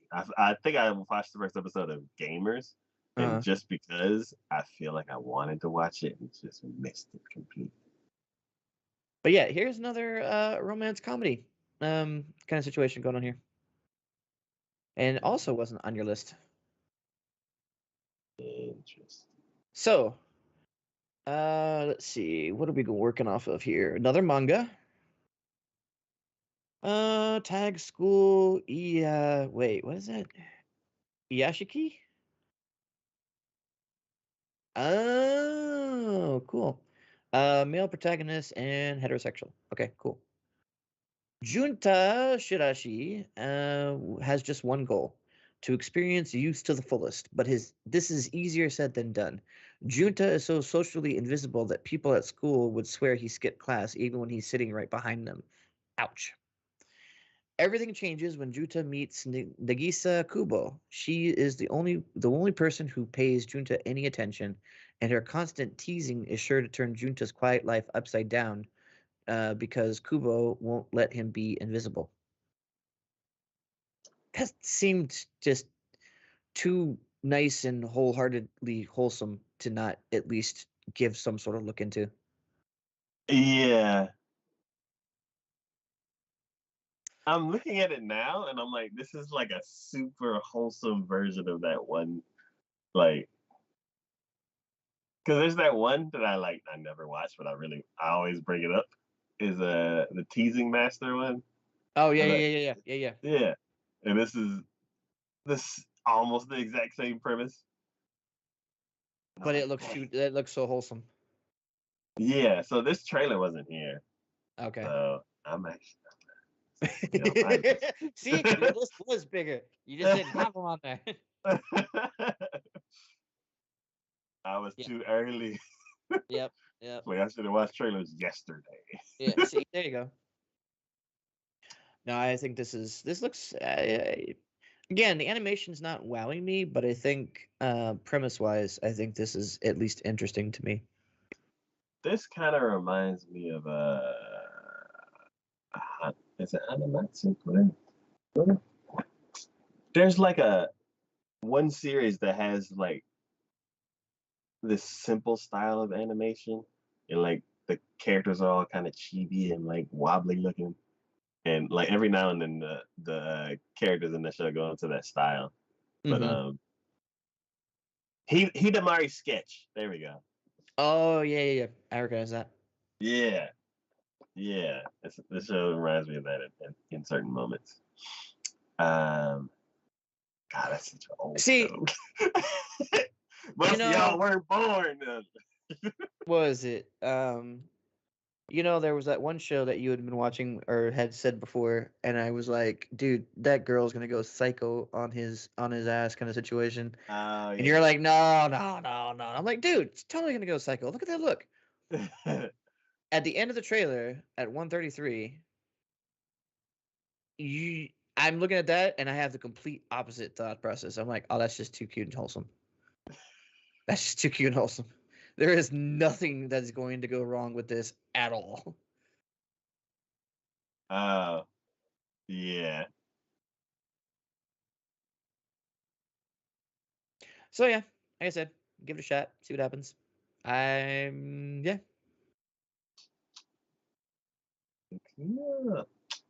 Another romance on the list. All right. The next show we're going to be talking about is. Are we in the M's? Okay, we're still in the case. Kyoko Suri season 2 or Inspector season 2. Oh, so oh my god, hold on. Phew. I never finished this first season. I think I watched half of the first season. I I watched. the first episode, I'm sure. I really want to say I watched like at least two, but I don't think I did. So this one was always interesting to me. I can't remember why I stopped watching it. Maybe because I think certain animes that I watch, I'm like, I want to see more consistently. So sometimes I'll let it be for a little while to let Mhm. it build up, and then I forget about them. Yeah. Once I see, I try to do that where I'm like, you know what? I'll leave it alone for a week, and then I'll come back, and then I'll have two episodes to watch. That way, I can actually get something more fulfillment from these because I just don't feel it all the time. And then I just completely forget about them if I don't consistently watch them every week. Yeah. I feel like the first episode of this one ended with like a cliffhanger. Yeah, Like like it there did. was a fight that wasn't resolved. It And did. Yeah, I'm pretty yeah, I sure. was like, I gotta watch this. I gotta watch what happens. I don't think I did. Hmm. Um, it's an interesting premise. I enjoy it. Second season, Kutiko and Kudo team up to solve a mystery between human and yokai Ona. I mean, that's pretty much all they've been doing for the most part. This is done by Brain Base. Didn't they We do all oh they've done the original that big one. knot story? What is that one? They've done Fumitsu no Anate. That one was pretty deep as far as story goes. They've done a lot of like I feel like they're known more for maybe like their deeper. Yeah, because they did Ishuken Friends. Oh, they did Assassination Classroom. Oh, and no wonder. I was gonna say that I feel like a lot of what they see going on with this reminds me of Natsume. They also did Natsume. Durarara! There we go. I think Brainspace is one of our like top top studios. Well, and they also did the killer teacher for the alien teacher dude. Yeah, the Assassination Classroom. Yep. Yeah. But I'm looking at all the Natsume they've done. I'm like, well, that makes sense to why I'm like getting Natsume vibes from them as well.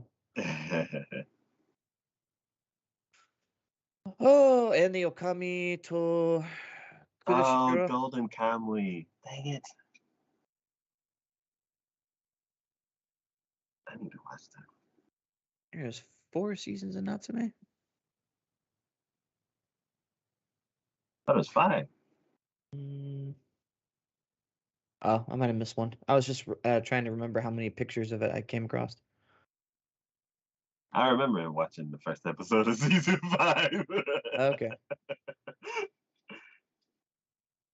Oh, no, you're right. There's five. I missed one. I miscounted one. So just to give some backstory into this, because that one doesn't really give a lot.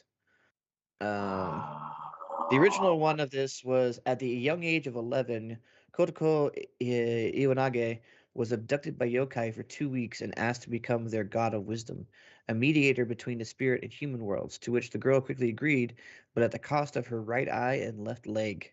Now, 6 years later, whenever yokai wish for their problems to be solved, they make their way to Kotoko for consultation. Meanwhile, Sukagawa, a 22-year-old university student, has just broken up with his girlfriend after he fled alone when the two encountered a kappa. Seeing this as her chance to become closer with him, Kodako immediately makes her move, hoping to get married to Kuro one day. However, she quickly realizes there is something more to Kuro. With this knowledge, she asks for his help in solving the various issues presented by the supernatural, all the while wishing for her newfound partner will eventually reciprocate her feelings. Thing about the dude is, I'm pretty sure if I'm remembering correctly, he's like immortal. Yeah. He heals every wound. He can't die. Yeah. And when they said Kappa, like I'm always thinking like some little silly creature with the little head thing. And then they saw the Kappa. I was like, oh god! I think animes have ruined kappas for what the one they showed in that one probably is more closer to what a kappa actually is. Yeah. I was thinking like a friendly Ninja Turtle. Like, hey, Mr. Kappa. Nope. Ooh.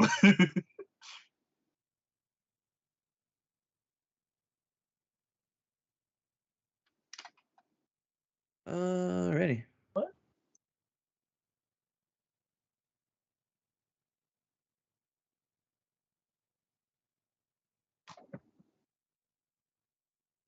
I'm hearing like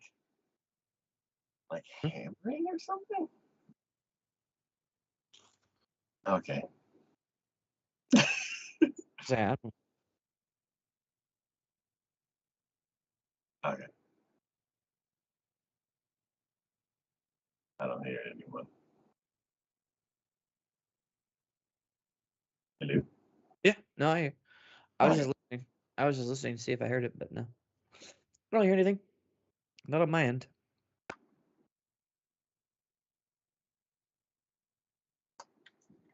This show has had so many interruptions. One second.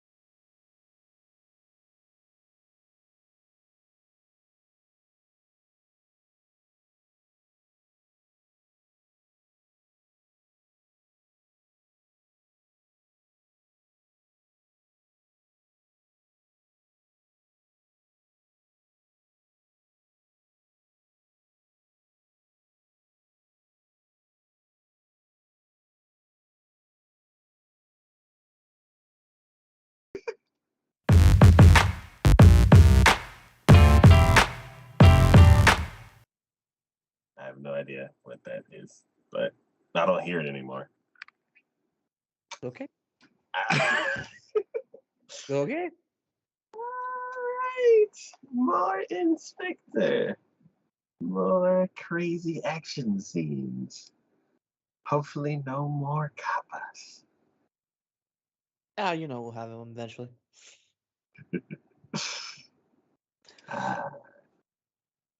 Next show we're going to be talking about is. This is where it messes up.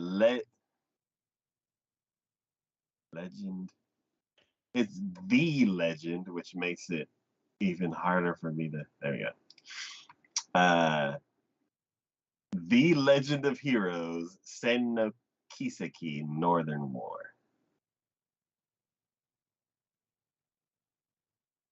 Wait, Kuro. Wait, what? Yeah, the picture's wrong. This one was made. This one got added to AnyChart after Ray Ray did all the that, like got all the pictures and stuff ready. Well, that's even description's different. Yeah, yeah. The title and description are all like tied together. Um, Okay, so what is it again?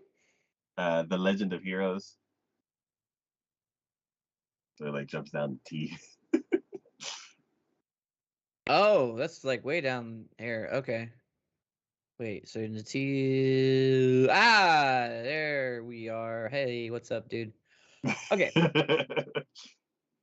She threw me off, man. She's gotta go ahead and stop that. There's gonna be one more curveball, and then we're That good. throw me off, man. Expecting something different. Okay, so this is done by Tatsunoko Productions. Hey, did they just? Um, G-Force. Gotcha, man. Yeah, gotcha, man. Yeah. Eh? Um, Gotcha, man is the kind of like the Power Rangers kind of show, except that themed like birds. It got brought over to the U.S. as G-Force. Oh, yeah. Now that you say that. Oh, they also did Psychopaths too. Yeah. Okay, now that I'm getting into the earlier stuff, now I'm like, oh, remember that, remember that. Oh, yeah, Zakura Quartet. Oh my god. Mm-hmm. Yep, that was another one I recognized. Yep, and there's Kashin Sens. Uh, I need to look at Gotcha Man crowds. anyway, so good studio. Got some good stuff going on. This is uh, source on this is a video game. God, we just said that too. Holy hell, that has so many tags. I don't even know where to start on that one. Military, politics, foreign, school, swordplay, male protagonist, war, lost civilization, conspiracy, trains, tanks, guns, tsundere, magic, adoption, and primary adult cast. Holy hell. Wow. This is god damn. Anyways, Septian calendar year 1205, Lavi was born in North Umbria, the poorest region in the northwest Zemuria. She enlisted in the Northern Jaegers, the largest in the continent, to protect her hometown and distinguish herself from her grandfather Vlad, who was once a hero but betrayed North Umbria. Her devotion to her mission often earned her violations of regulations, and one day she is ordered to assemble a platoon with Martin, Isria, and Talion for the impossible spy mission to Erebunia to gather information on the Imperial hero, a mysterious threat to North Umbria. God, there was a lot of words in that thing that I'm just. Bleh.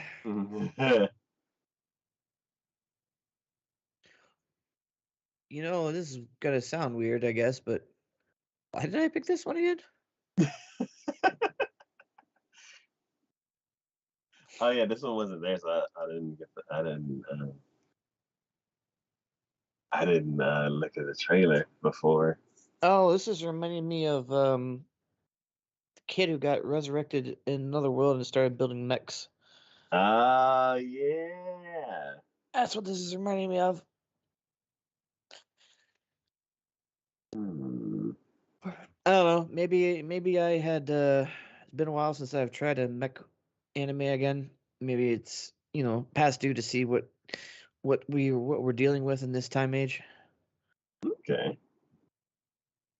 Um. Not caring too much for some of that CGI I'm seeing though. Yeah, and I'm like, what are they actually fighting against? I'm like, each other? CG monsters? I think it's the neighbor hammering something. Oh, okay. I don't know who's attacking who for what reason or why or where or how, but I don't know. I guess maybe we'll see. I'll give it a shot. See what happens. There's one CG thing that's like bright red and yellow, and I do not like it. No, neither do Everything else makes sense. I. I mean, even the mixer CG. Yeah, that's par for the course. I'm used to that. Whatever that brightly colored thing is, that stands You may out be like used to it, but I don't like it. I mean, a. Yeah, I feel the same as you whenever that bright red and yellow thing shows up, and I'm like, ugh, what is this? mhm.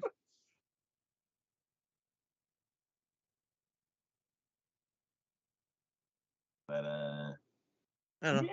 yeah, Give it a shot. See what happens. a legend of heroes. We shall see. Maybe I just saw Legend of Heroes and thought, "Hey, sounds fantasy. Go for it." Good, good, good. All right, the next show we're gonna be talking about is. Oh no. I don't know. Oh no. Um, This is the one that starts with an M. I yes, mild got Just clean. let's just go with the English one on this one. Yeah, I had to pull up the page because I was like, The Misfit of Demon King Academy 2, history's strongest Demon King, reincarnates and goes to school with his descendants. So, I watched the first one of this. Was the title always that long? Yep. Okay. Yep. Yeah, because oh god, the title of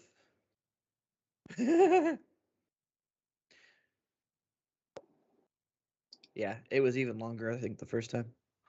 They just put a 2 at the end. Yeah.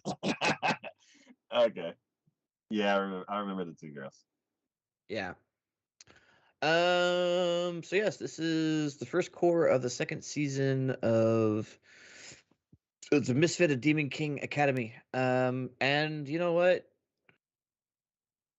This is like one of my like, I guess I almost feel like this is like one of my guilty pleasures. Like I felt like you were gonna say that. I part of me is like, you shouldn't like this, and then the other part of me is like, but it is so good.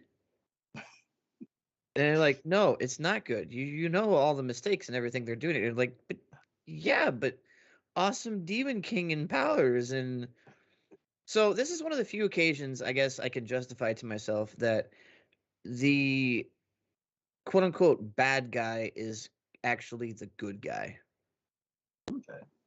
because he's the Demon King.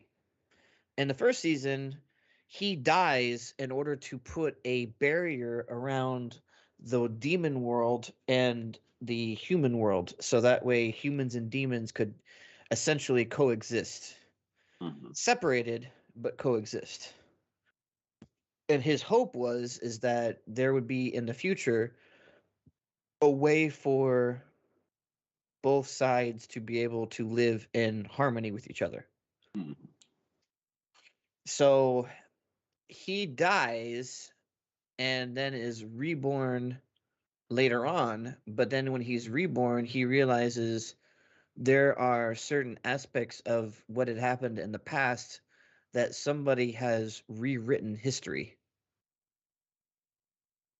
So he gathers some allies around him, but he also is trying to figure out what the hell happened while basically going to school as a regular student, even though he's the reborn Demon King.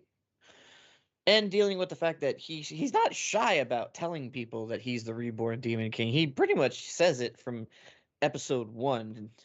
Like, I am the Demon King. I am the Demon King reborn, but nobody believes him. Well, I guess the twins eventually do believe him, the two girls, but the very few others. Which is just hilarious because he does like fucking off the wall, crazy batshit things, and still people are just like, how is he doing that? Dude, we've told you this 20 bazillion freaking times. He's the reborn Demon King. Get it in your freaking head. It's got powers. I have a question comparing the prequel pictures to this one. Uh huh. Like, it's either one person's missing or two people got replaced with a different person. What are you saying? Either one person's missing or two people got replaced by a different person. Let me see. So you're talking about from the previous one, right? Yeah, the Where? two girls on the bottom. Either one of them is her, or they got swapped out. Is this the original one? Yeah, this is the original one. No, they're both there. No, other way around. The girl in red and then the other girl on the other side.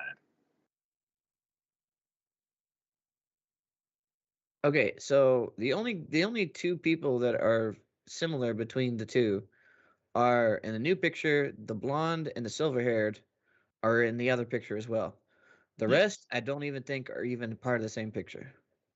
Isn't the one on the in the new one, the one at the top left? Isn't she the same person that's in the like in the middle on the right?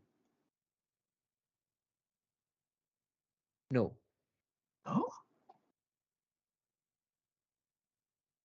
Uh, maybe. But the other two are not even closely resembled to anybody. okay, I'll give you a maybe on that. okay. But the other, no, not even close. Not even close. I'm guessing because the characters are different, at least as far as the rest of them go. But yeah. So I, I'm gonna watch it. I guess we'll see what happens.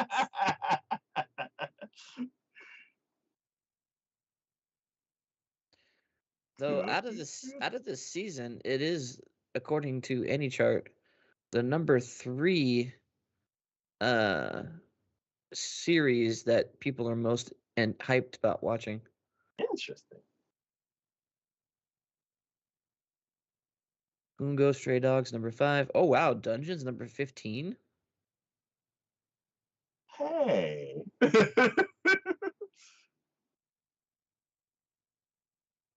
It gets better after season 2. Yeah.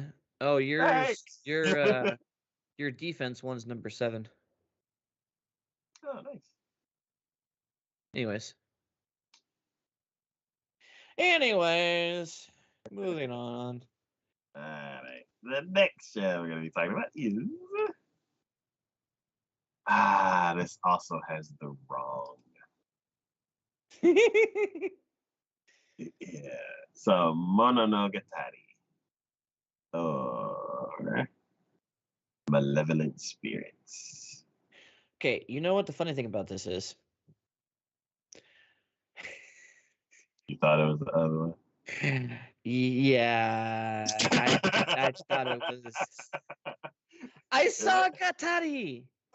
There's an extra no in there. Can you blame me? As soon as I saw that, I was like, "Does he think this is the Yeah, I did. other one?" Hey. In my defense, all right? All the series that are under that umbrella all have different beginnings of the word, but Yep. they all end in gatari. Yep. So I didn't really pay attention to the first part. I just saw gatari and went, oh, that one. I was wrong. To be completely honest about it, I don't even think, because of who's producing it, I don't even think I'm gonna even be able to find any place to watch it. Oh, that's Well, no, it says it's supposed to be on Crunchyroll. maybe Bandai does do that because I know Bandai does it or did. Oh, I'm thinking of Sunrise. Never mind. Oh, is it Sunrise? Am I So, confusing the two myself? I'm thinking of Sunrise because of Gundam. For some reason, when I saw Bandai, I thought Gundam, but that's Sunrise. Yeah, maybe I'm confusing that too. Uh, So yes, this is done by Bandai Namco Pictures. Uh, is there a Pac-Man anime? this is done from a manga. Let's see. Tags are superpowers, male protagonist, family life, amnesia, and battle royale. I'm not too thrilled. Like, the synonyms of the translation for what this is titled is fucking weird. Yeah, it's all over the place.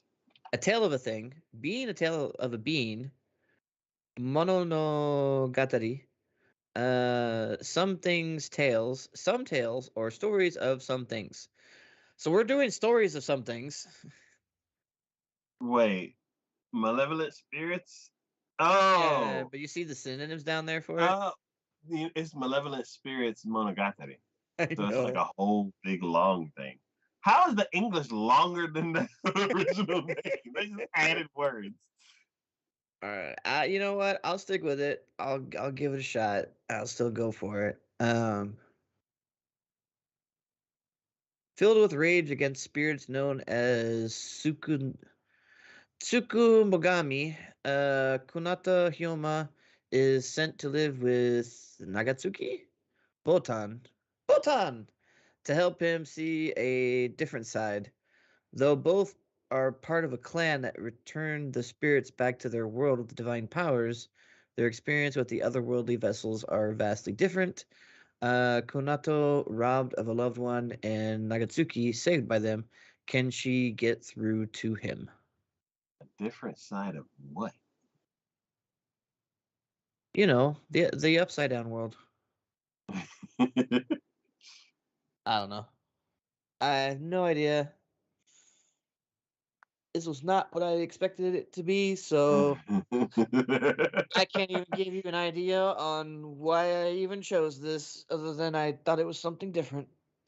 It's like you walk in next door to the restaurant you actually wanted to get, and you're like, "Give me number three." And they're like, "Okay, coming up." And you sit down and they give you some food. You're like, "This This is what isn't what we." I ordered. And then you look up, and you're like, "Where am I?" I thought I was going to a Mexican place. Turns out I went to an Indian place.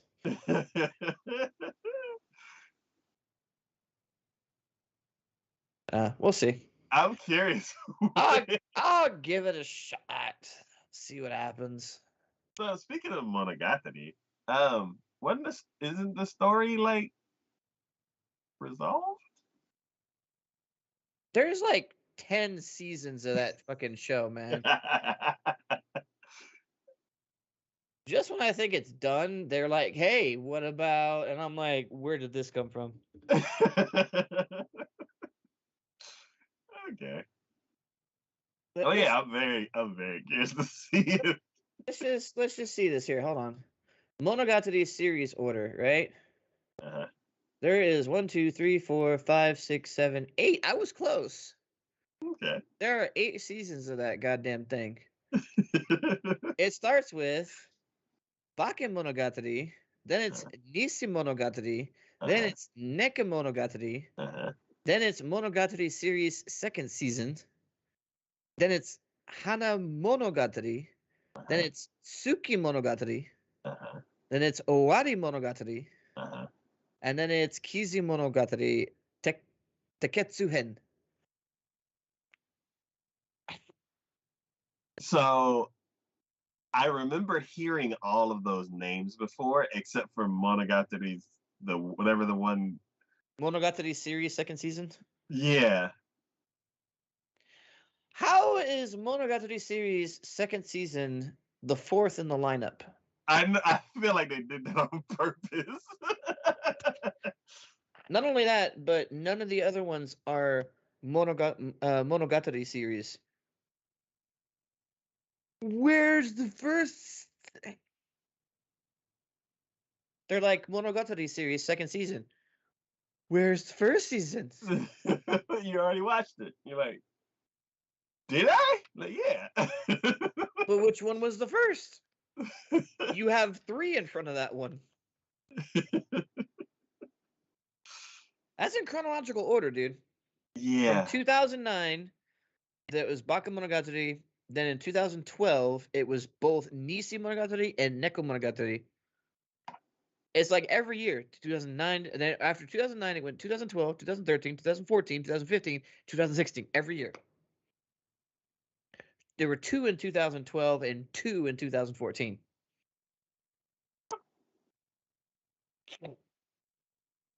They weren't even cores. It was literally a fucking season. Like, were they supposed to be cores? You're just like, fuck it. We already have 12 episodes in each one. We're just gonna call it a whole season.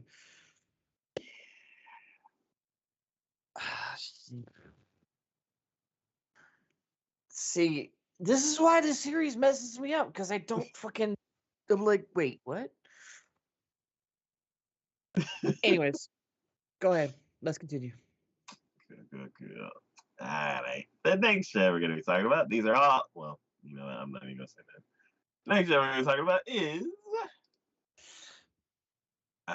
What's the English name? It's too long. For the longest time, I'm like, I at least want to try to say the name, but I'm like, if it's like 10 words long, I'm like, no. Is this the Ningen?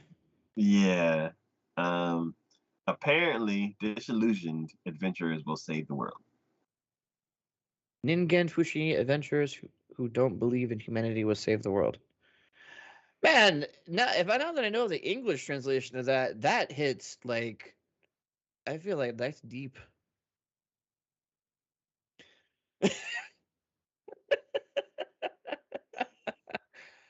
I like that even more. This is done by Geek Toys. Hey.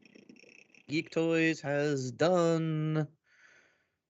Okay, I recognize Gunso Sansuki Tengen. Uh, Data Bullet. Yep. Plunder. Yep. Uh, That's pretty much it. That's uh, pretty much it. I don't think I've watched anything. That's okay. That's okay. Um, Did they it's do based two on a cores of the show in the same light year? novel. Magic, male protagonist, monster girl, revenge, female harem, and elf are the tags. So, storyline. Nick used to be a member of a veteran adventure party, helping his undisciplined friends with accounts whenever he could. But what was his reward? Getting accused of embezzlement and kicked out by the party leader he respected. Before long, he finds a few other jaded adventurers and kindred spirits, and together they form their own unstoppable party.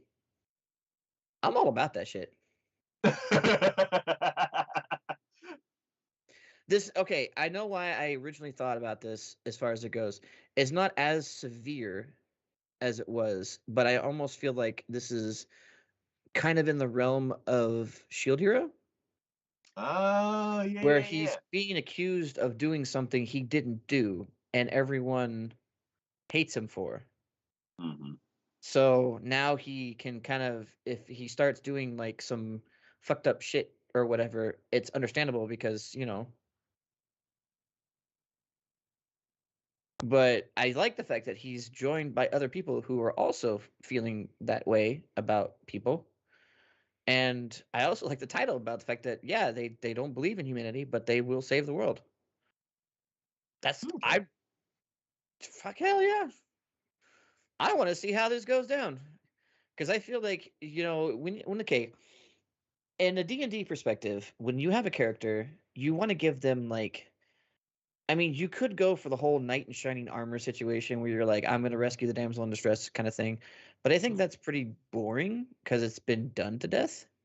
So Uh-huh. you always want to give your character like something unique about them, something that's like almost a hindrance because if you play it right, you have to, you know, playing the character as it is, being the way they are, having the fault that they have makes it harder for you to make decisions or your decisions are going to be a little bit more confusing or risque because they're not a hero quote unquote kind of situation. I Uh, feel like this falls in the same line of that cuz like they're heroes but they have every reason not to be. yes. And because of that, whatever their decisions are going to be, it's not going to be your stereotypical hero decision. Hmm. It may end result with that, but what the starting point is going to be way different than what anyone would expect. And I'm super hyped about that. Okay. I think it adds an interesting dynamic to it that is pretty unique onto itself. So, Yeah. I mean, we know what his story is. He's got like three other party members. I'm like, what is their story? Why are they in the same situation where like they're basically have given up on humanity because they're just figured people are just assholes, basically. Yeah. I mean, tell me I'm not like true to life on that situation. It's like I'm sure like his party leader was just his. was being a dick to him basically, or probably stole money himself and just accused him to take the pressure off of himself. You know, Yeah. that's a plausible thing even nowadays where that something like that could happen. Yeah. So the relatability of it is huge, I feel like. Hmm. So Yeah, this is interesting. Like I said, I'm curious to see what their stories are, and then mhm, like what the ultimate goal will be. mhm. This is also being done on Crunchyroll for those interested.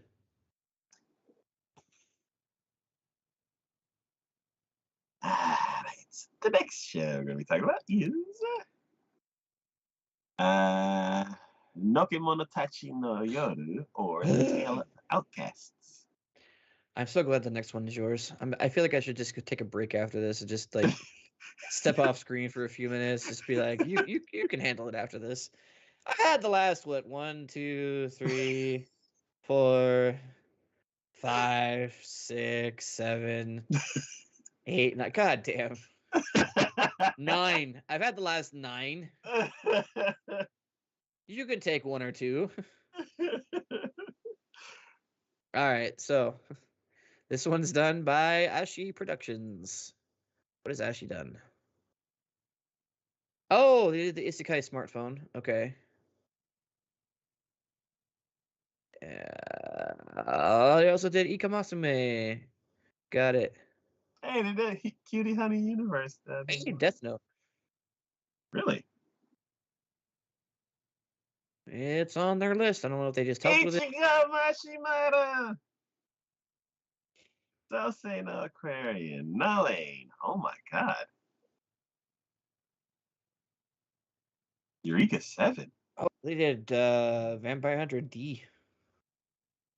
X Driver. Oh my god, I love this studio. 1977. That's as far back as they go.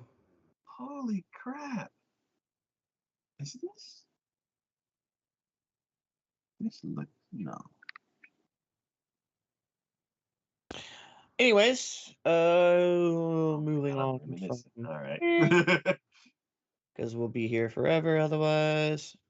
So the source material is a manga. Wow, very few tags on this one. Foreign and anthropomorphism. Oh, There we go. okay. Contains non-human characters that have attributes characters of. Okay, got it. Boom. So Wisteria is an orphan girl living in a corner of the British Empire at the end of the 19th century. Her life is desolate and bleak until she encounters Malbus, a powerful but equally lonely immortal being with a fury appearance, hounded by hunters. Together, Wisteria and Malbus roam the empire populated by humans and human-like beasts in search of a place where they can live together in peace. I I Uh, mean, Beauty and the Beast. I guess. It seems weird that they're just like, I found you and now let's go share our lives together. Like, was there a lead up to that? Was there something else going on? I mean, what's going on here? Um, so I don't know. I think it seemed like there should be.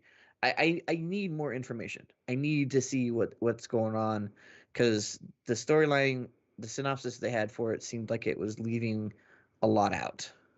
And I don't know if that's just because, like, within the first episode, a lot of it's going to be explained. They didn't want to spoil anything. Yeah. I don't know. But it seemed like there was a lot of things missing. And I thought, hey, it seems perfectly reasonable. I'm not thrilled by the fact, well, I don't know. Maybe that might be better because it seems like the girl's actually a little girl. Though Yeah. really hard Like, it's really hard to tell based upon come on, it's anime, man. We all know that even a little girl can be like, 20, 30 years old.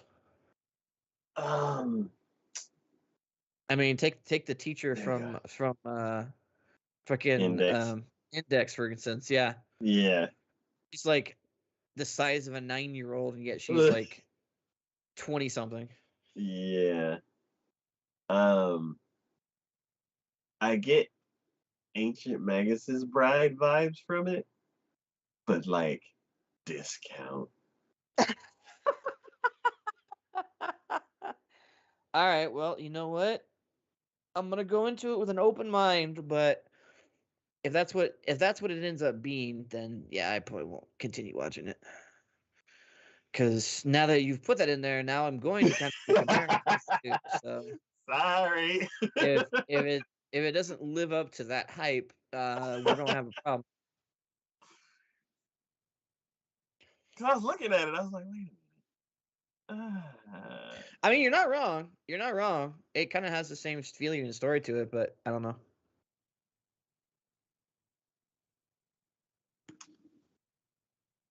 Yeah. And I saw the trailer before, and I kept looking at his fuzzy head, and I'm like, I don't like how pointy your cheeks are, and I don't like how the horns come out of the side of your head instead of Mm-hmm. the top, like most horns. Mm-hmm.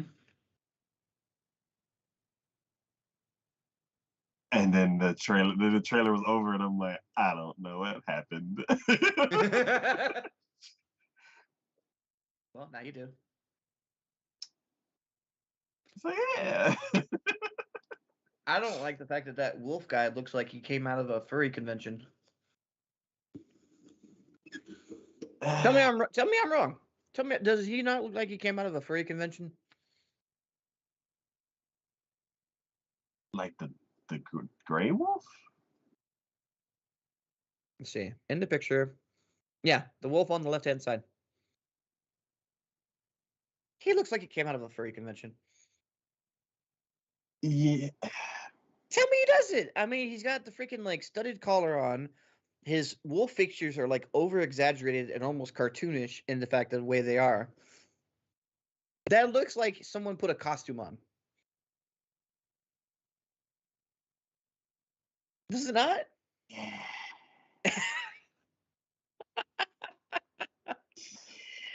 It's All right. Well, it's before we start bringing this too far down, and I don't even want to watch it to begin with, let's just move on from that little ideology there. it's interesting with the two different types of like anthropomorphized. Because it's Mm-hmm. like like a human like anthropomorphized, and then there's like an animal like anthropomorphized. Anthropomorphize, yeah, yeah. And it's interesting. I'm like, if he was the main character, I would have been like, ah, cool. But something about the other, I don't know. All right. Well, anyways, I am so loving the idea of you talking from now on. So let's get to that. Let me get some water. All right. The next show we're going to be talking about is Oni-chan wo Oshimai. Or uh, Onimai. I'm now your sister. Oh my! No, I looked at the studio. Let's see. Studio Bind. Oh! Mushoku Tensei. Oh, this is what they're doing right after this. Mm-hmm. Oh, wow. Oh, no. You know what? Knowing that now, that synopsis makes more sense. I, Good luck, my friend. before I Good luck. even before I even go back to that page,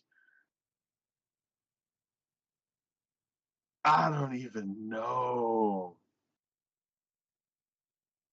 Like they just like this is one of the things. Like we just talked about this earlier. How it's like this is all they've done. They knocked it out of the park. Yep. Like just good God. And they're like, okay, what are we gonna do next? They're like, Talk about a high bar. Is this one of those where like some actors say that they'll do a project for the fans and then they'll do a project for themselves? So this is the studio going, we're doing a project for the fans. Now we're doing a project for ourselves. Like, this is One what we one for really you, one wanted. for me, one for you, one for me. You know what? I wouldn't even. I'm like, go ahead. You've earned it. I don't know, not with that premise of this one. You haven't even read the premise of this, have No, you? I didn't want to. I wanted to like just form that thought. I am so looking forward to you reading that premise right now. Wait, what were my notes? I finally get to read them after me take like 4 minutes, Yep, four yep. times just to find them. Read your notes first and then read the synopsis. Cute girls doing crazy things? Question mark.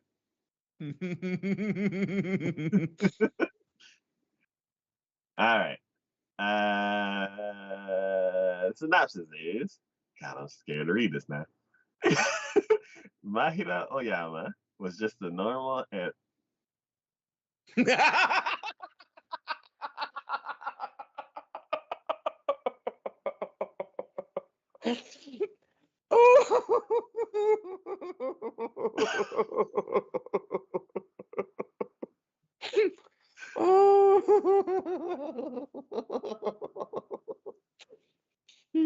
Continue. erotic game loving dude until he woke up one morning as a woman. Turns out his mad scientist little sister, Mihari, tried out one of her new experiments on him with a disastrous outcome. As far as Mahiro's concerned, but Mihari and Mahiro, oh my god. Mihari is as determined to study him as he is determined to go back to his shut-in game playing lifestyle. And one thing for sure, life is going to be a whole lot weirder from here on out. Oh God. I don't know if I want to watch this trailer with the new like I don't know. Okay. Jesus. Is this my hero or me?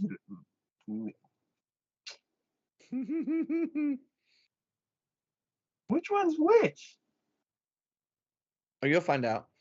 The one wearing the lab coat is the sister. Okay, that makes sense.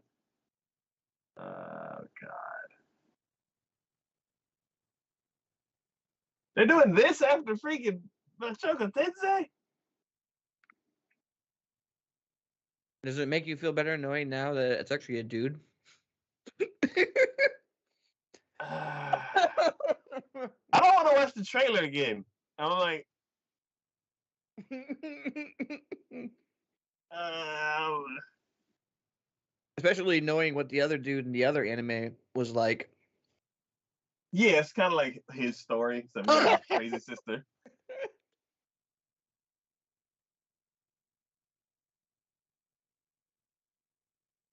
What if they built out like a whole universe of like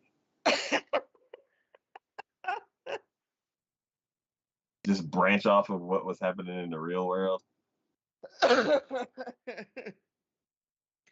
And once I found out who did this, that was so hilarious. And the fact that I know you don't watch or you don't read the synopsis.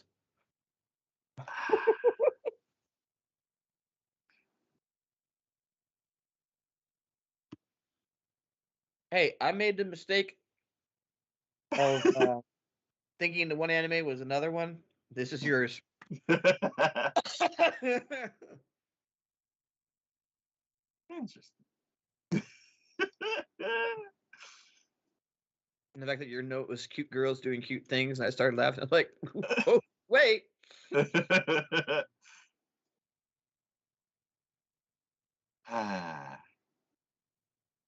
Well, we shall see. Mm-hmm.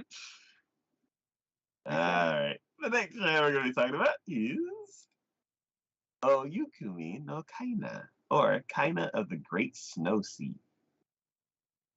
God, is it back to me already again? Uh, Probably.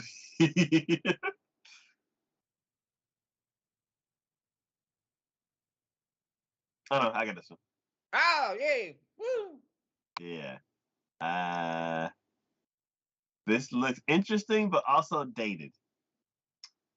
I thought Polygon's Pictures was at the bleeding edge of 3D anime, but now I see that it's a style. So the whole aesthetic that they had for um like the look of all their different movies and everything,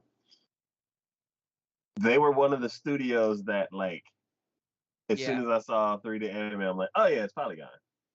Um, I don't like it. and then other studios started doing 3D stuff, and the quality was different. And now I'm seeing that, yeah, it's like, and then other studios like push the envelope a bit more. And then now Polygon comes out with another show, and I'm like, oh, y'all are still back there. Yeah,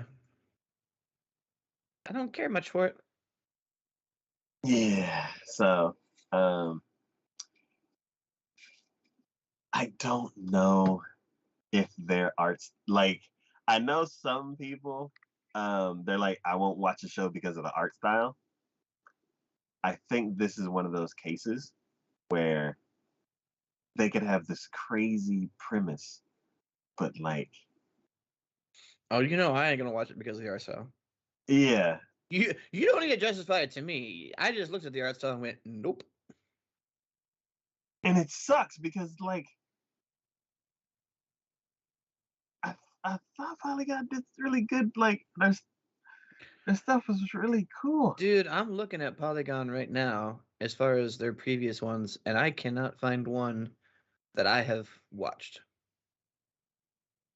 Well, maybe I'm just like,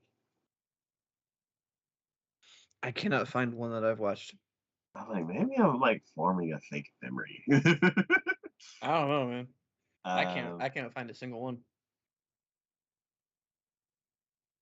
That's kind of weird for me too. If I can't find a single anime that they've done that I can't say I've at least watched a episode from, if Ajin. if not the whole, You didn't watch Ajin? nope,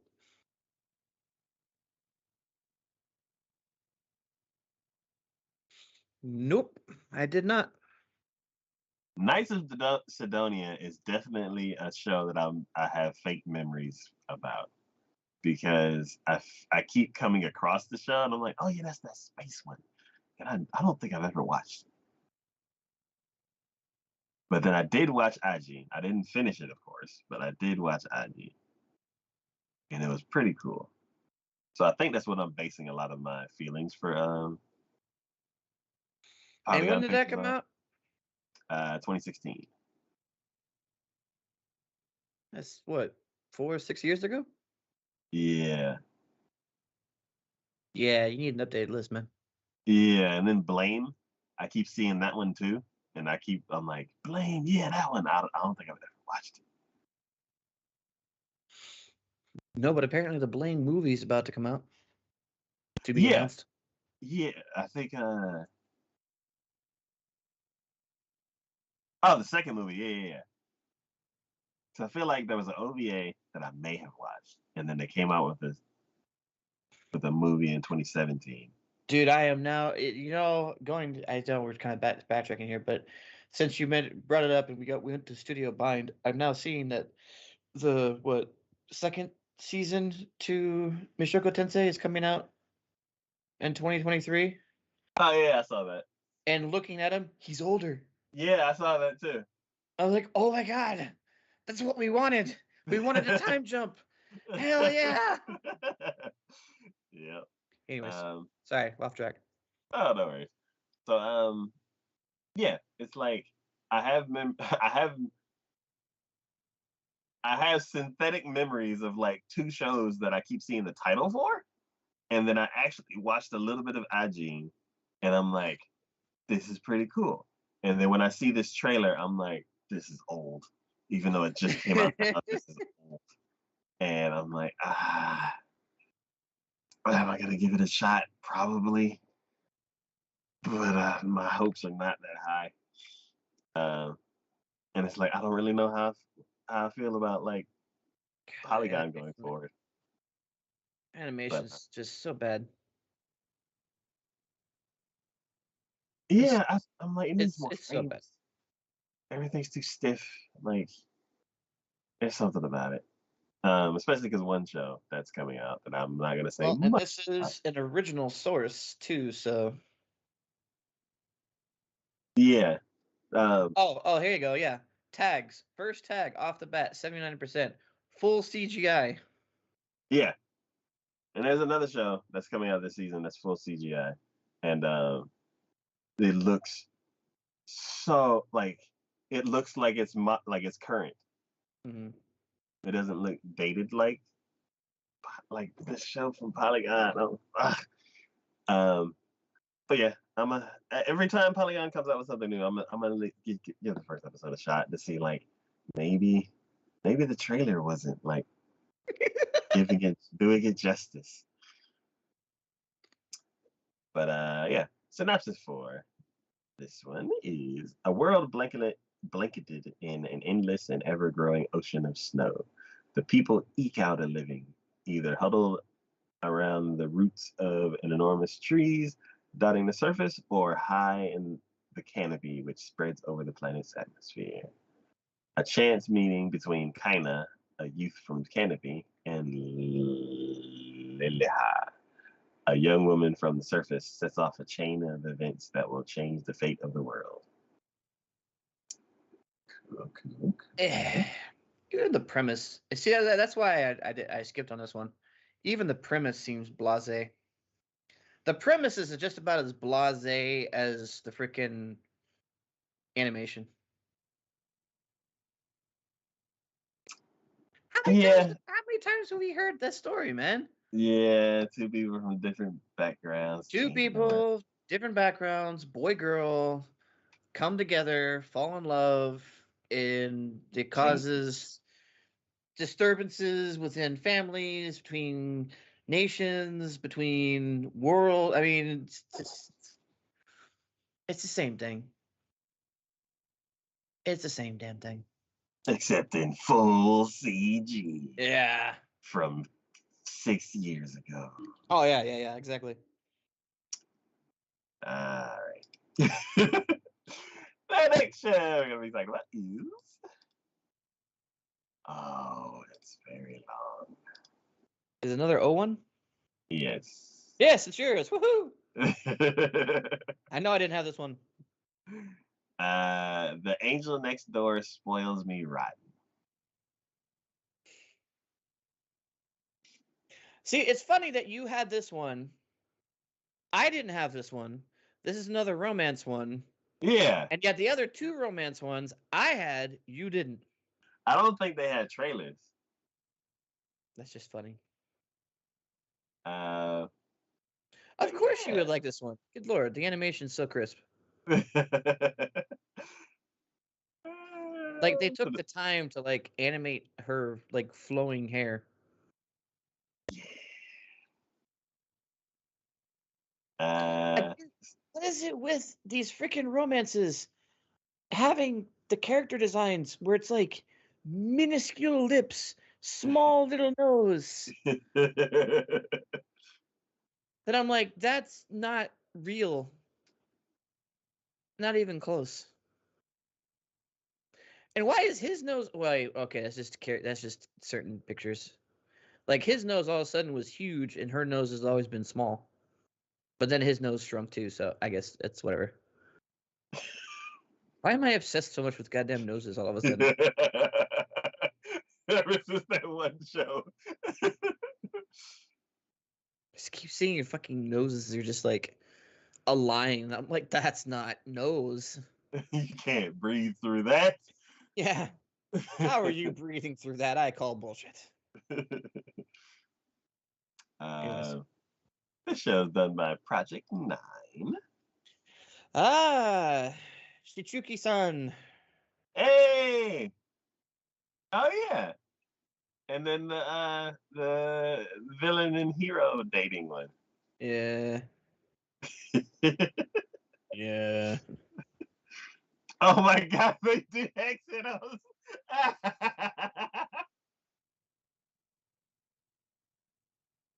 Which one? uh 2020, the second one. Oh, okay. Oh God, yeah. All right. For some reason my vision just skipped over that one for whatever reason. Don't know why. Oh, they also worked on wait. No, they worked on a net game. You ever thought a girl was online or something?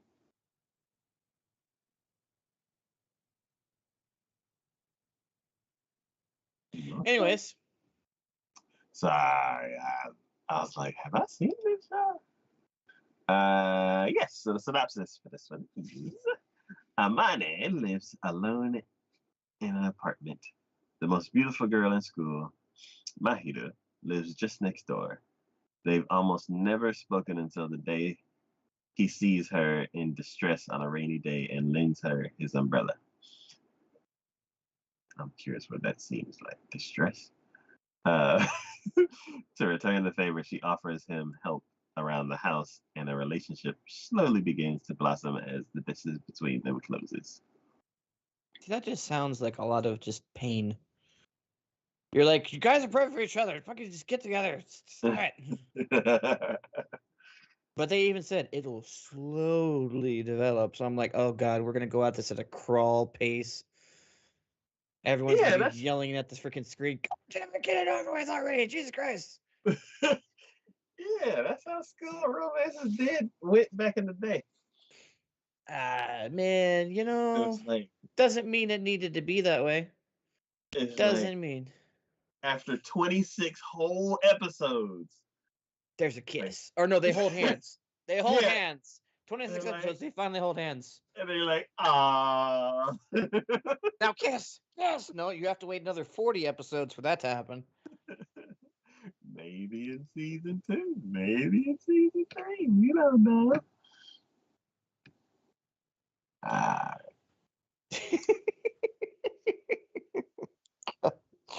If you want that headache, man, you go for it. yeah, I'll check out the first episode, see what it's like. Like, what was it? My Dress Up Darling. Like that has like Oh, come shows on. You like can't that. even compare it to My Yeah, Dress Up Darling, man. Come yeah. on. Shows like that have like ruined, like have set the romance bar so high. Oh yeah. Like, Oh yeah, yeah. Oh yeah. Oh yeah. yeah. I'm like, That's like comparing any fantasy thing to Dungeon. yeah.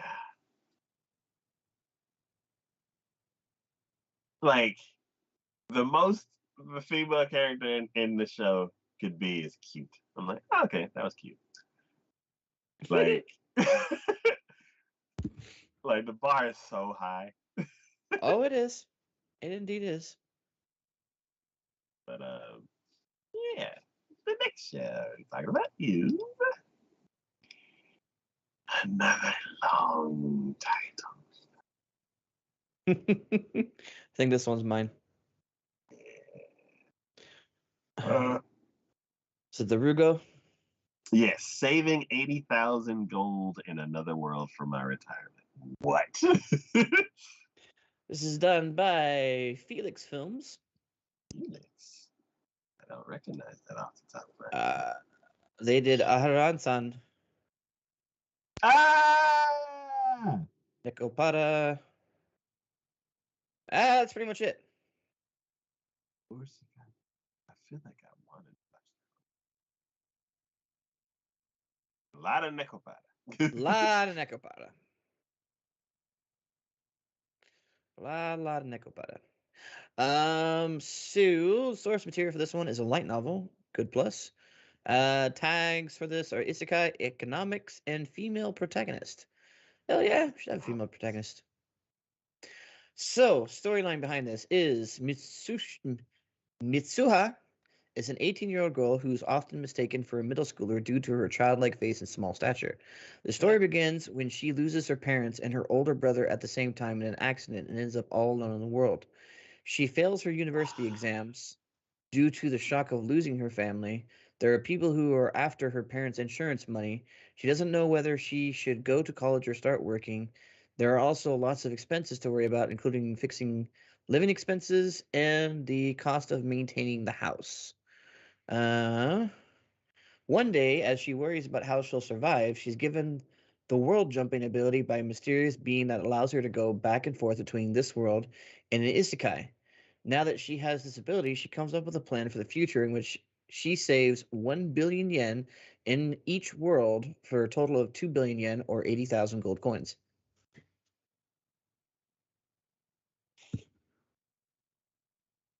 Um, I like this idea. I like the idea because it's an isekai, and I think other than if we were really being like very particular about it. It's an isekai beyond sword art that allows the characters to go back and forth between the isekai world and the real world. so like Inuyasha. Yeah, yeah. Uh, I guess I'd say yeah. Except for her, it seems like it's just instantaneous. She doesn't have to go back to anything specific. She just yeah, wants to go, go back. go She goes climb down back. this well and Yeah, she just she hopefully not just hurt yourself. she just goes back. So I don't know. It sounds unique enough and interesting enough that it caught my attention, and I want to see what direction they plan on going in, because it seems like now, especially that I'm looking at um now that I am looking at the trailer for it, it looks like that's interesting. She actually takes weaponry with her from our world to the other world, Okay. so she's taking guns. Oh Jesus! I Yeah, saw, that, I saw a sword in the thumbnail. I was like, oh, okay, weaponry, cool. no, she's taking full on guns.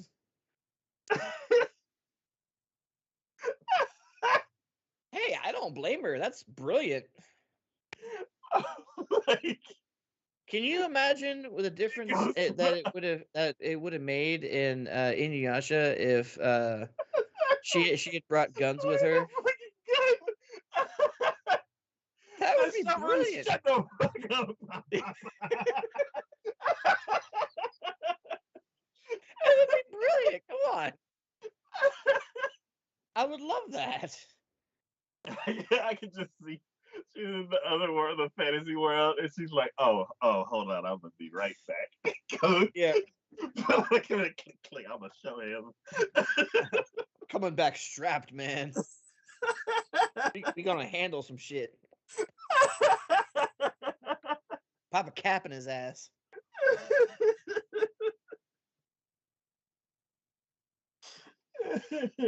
I'm for it. Let's see what happens. So two things, I uh, love it. two things a little bit broke my brain. Well, there's so much stuff going on in her original world. Yeah, I'm like, why go back? Why? Like most people just stay in the other world because of these reasons. yeah. Um, Yeah, see, that's why I'm like, this is what the hell is going on with her mind and her world that she's like, I can make this work. yeah, I'm uh, going to I'm going to go back and forth and make money and make this work. I can do it. And I'm like, just stay in the other world. yeah, it's a brand new start. Just go. Um, I mean, your family's dead. No one cares about you. Everyone's looking for your freaking parents' insurance money, and you're potentially going to be evicted from your own home because you can't afford to pay for it anymore. You failed your university entrance exams. What the hell are you doing here? Go, just go. Every other protagonist we've ever had would have been happy to go in your place. yeah, and then it's like you're saving up 1 billion yen in both worlds. Like, I hope we don't like cut to her like sweeping floors in a freaking we go from this like drop down just drag out fight or whatever in the fantasy world to back to her sweeping floors at a freaking garage or whatever in our world just because that's the only job she can do. uh, yeah. And if she's 'Cause only making money in the fantasy world, just fucking stay in this goddamn fantasy world.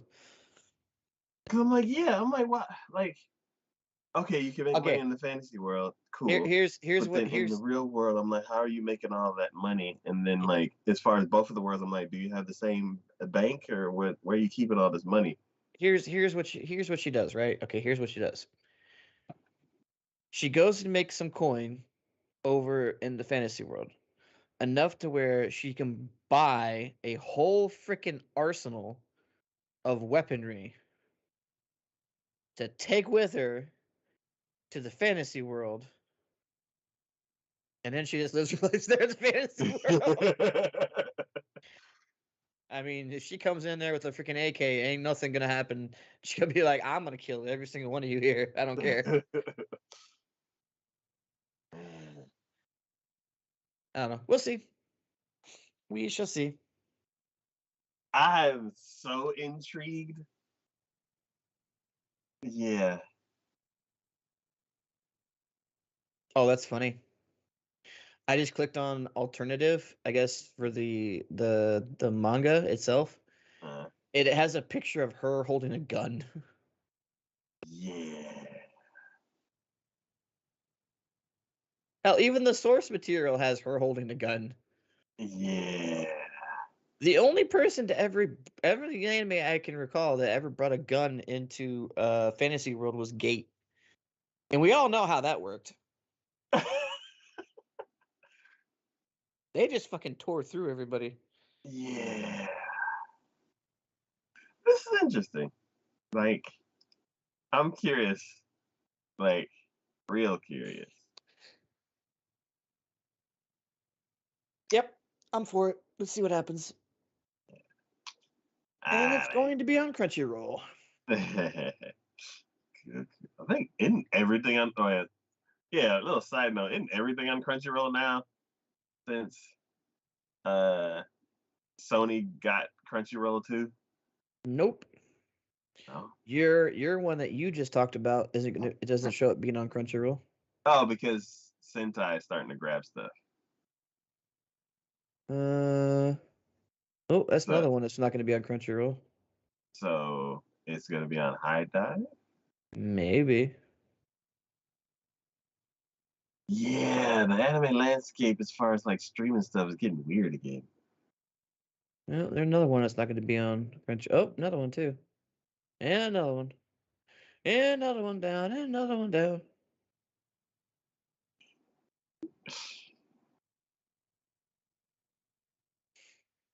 Yep. Alright. Yep. Oh, Dungeons on Crunchyroll. Yeah, I think that's the High Dive exclusive now. Mm-hmm. They're like, we need something. They're like, Sony has everything. Basically. I mean, pretty much. Okay. The next we're gonna be talking about is why is everything so long? Is this the Shinaka? Yes, the fruit of evolution 2. Before I knew it, my life had it made. So, you know what? I'm curious about something here. When did the original when did this originally come out? When did the first one of this one come out? This one came out in 2020. Okay. When did the original Fruit one come out?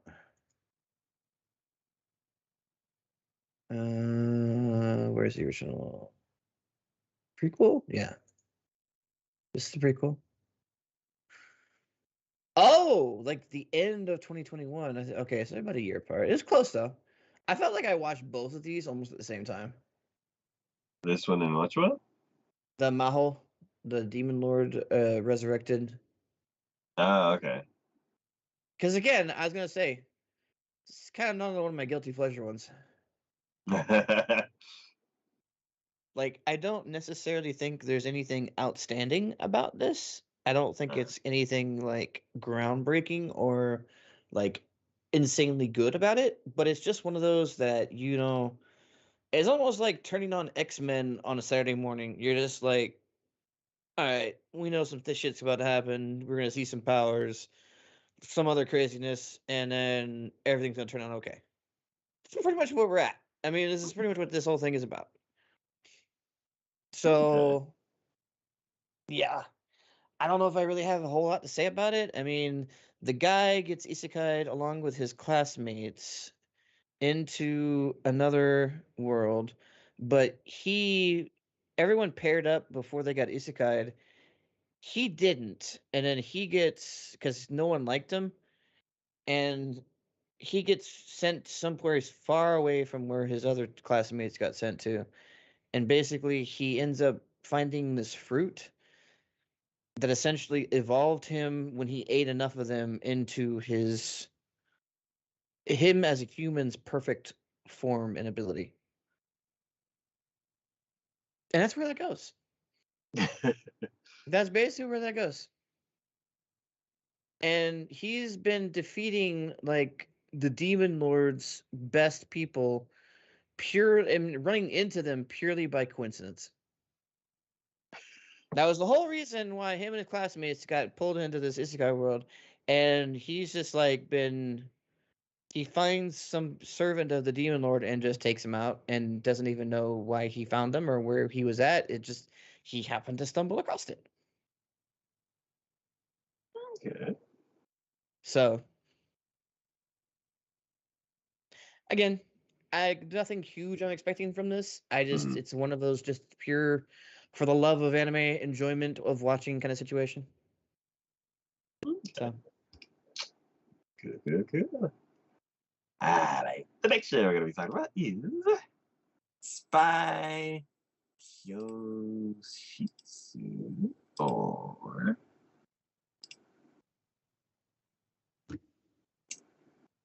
Spy Classroom. this one's you. Yeah. Why? Cute girls that are spies. It is done by Studio Feel. Why did I feel worried? No, this is fine. What? I think there's another studio that has like a one-word name, Mm-hmm. and I'm like, oh no. Mm-hmm. um, Mm-hmm. Studio uh, Feel is actually one of your favorites. yeah, because I was like, I like that show. Has Island.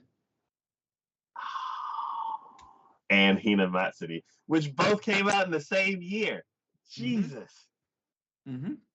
Man, 2018 was a great year for this studio. Mm-hmm. And then Love Comedy Snafu,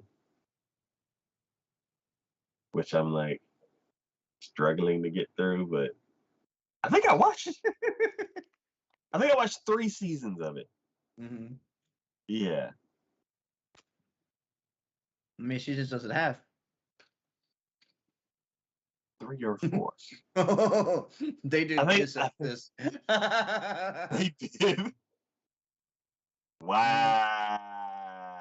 Back in Wow. 2008.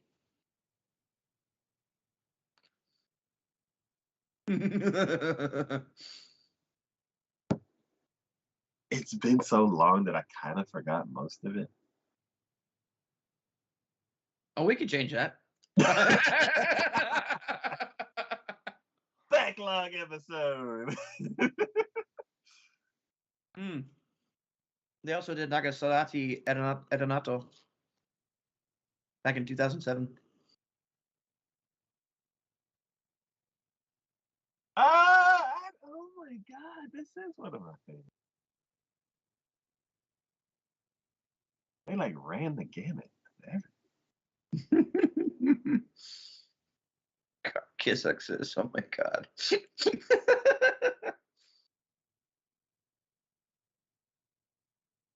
Man. Okay. Oh, add a new. Oops.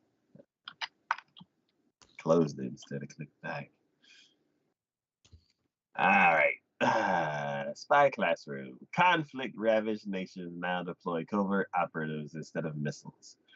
Lily is recruited into spy training, but her practical skills are absolutely abysmal. Desperate to pass, she leaps at the chance to join the mysterious Tomoshibi team. Too bad the team is filled with even more hopeless spies. Together, they must conquer the impassable mission and best their genius instructor. But the true purpose behind their classroom is more harrowing than they can imagine. No, together they must conquer the impossible mission. Mm-hmm. Spelled it wrong.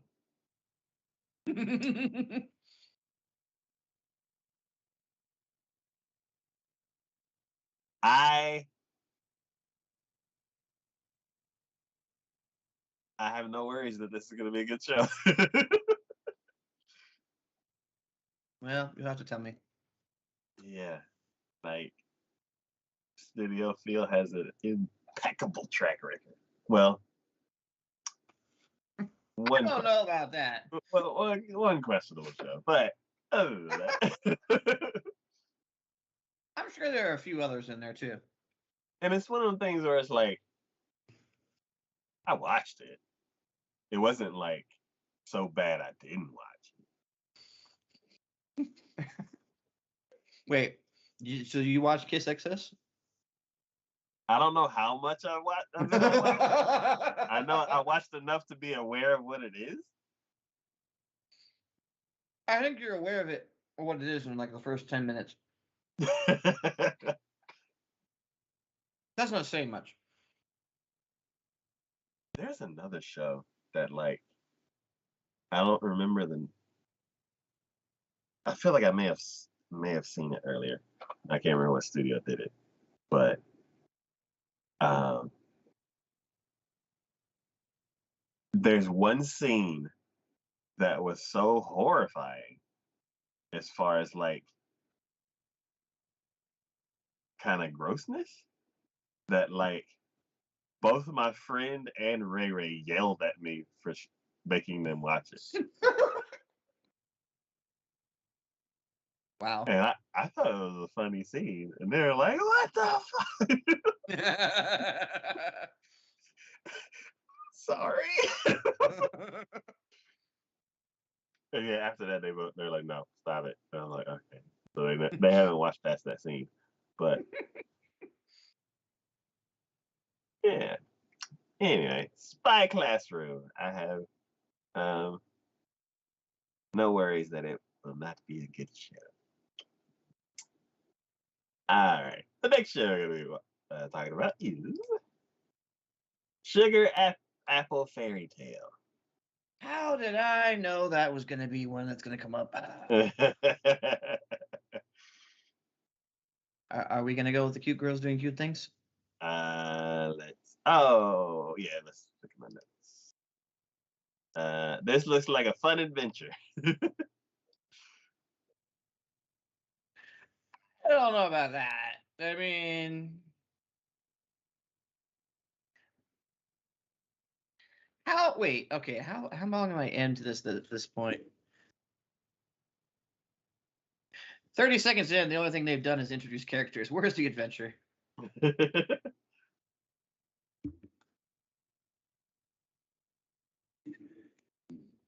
By all means, keep going.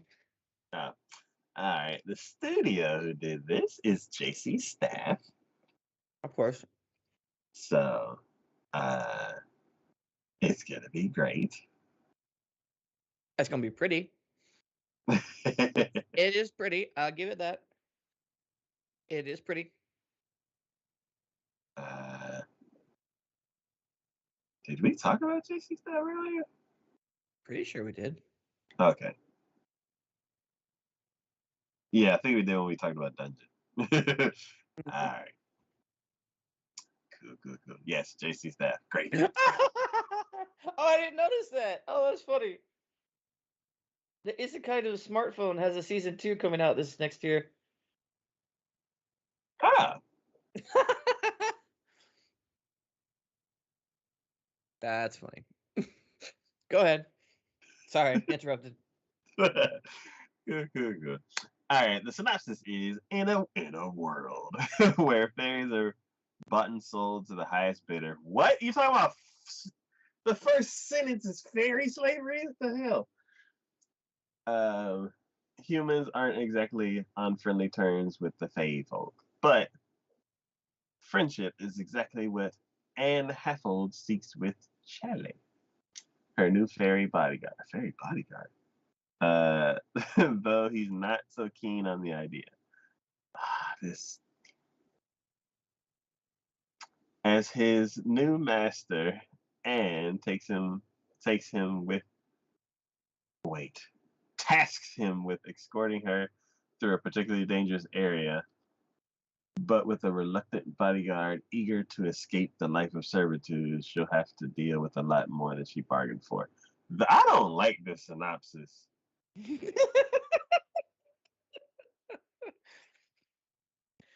Well, so that's been one oops for me, and now 2 oopses for you. Jesus. Wait, and what was your comment originally on this before you started everything? What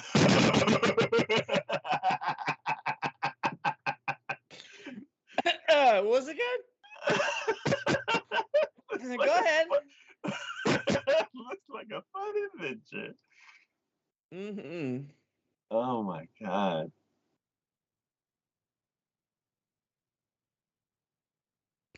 Through the power of friendship and love, he'll learn to accept his servitude.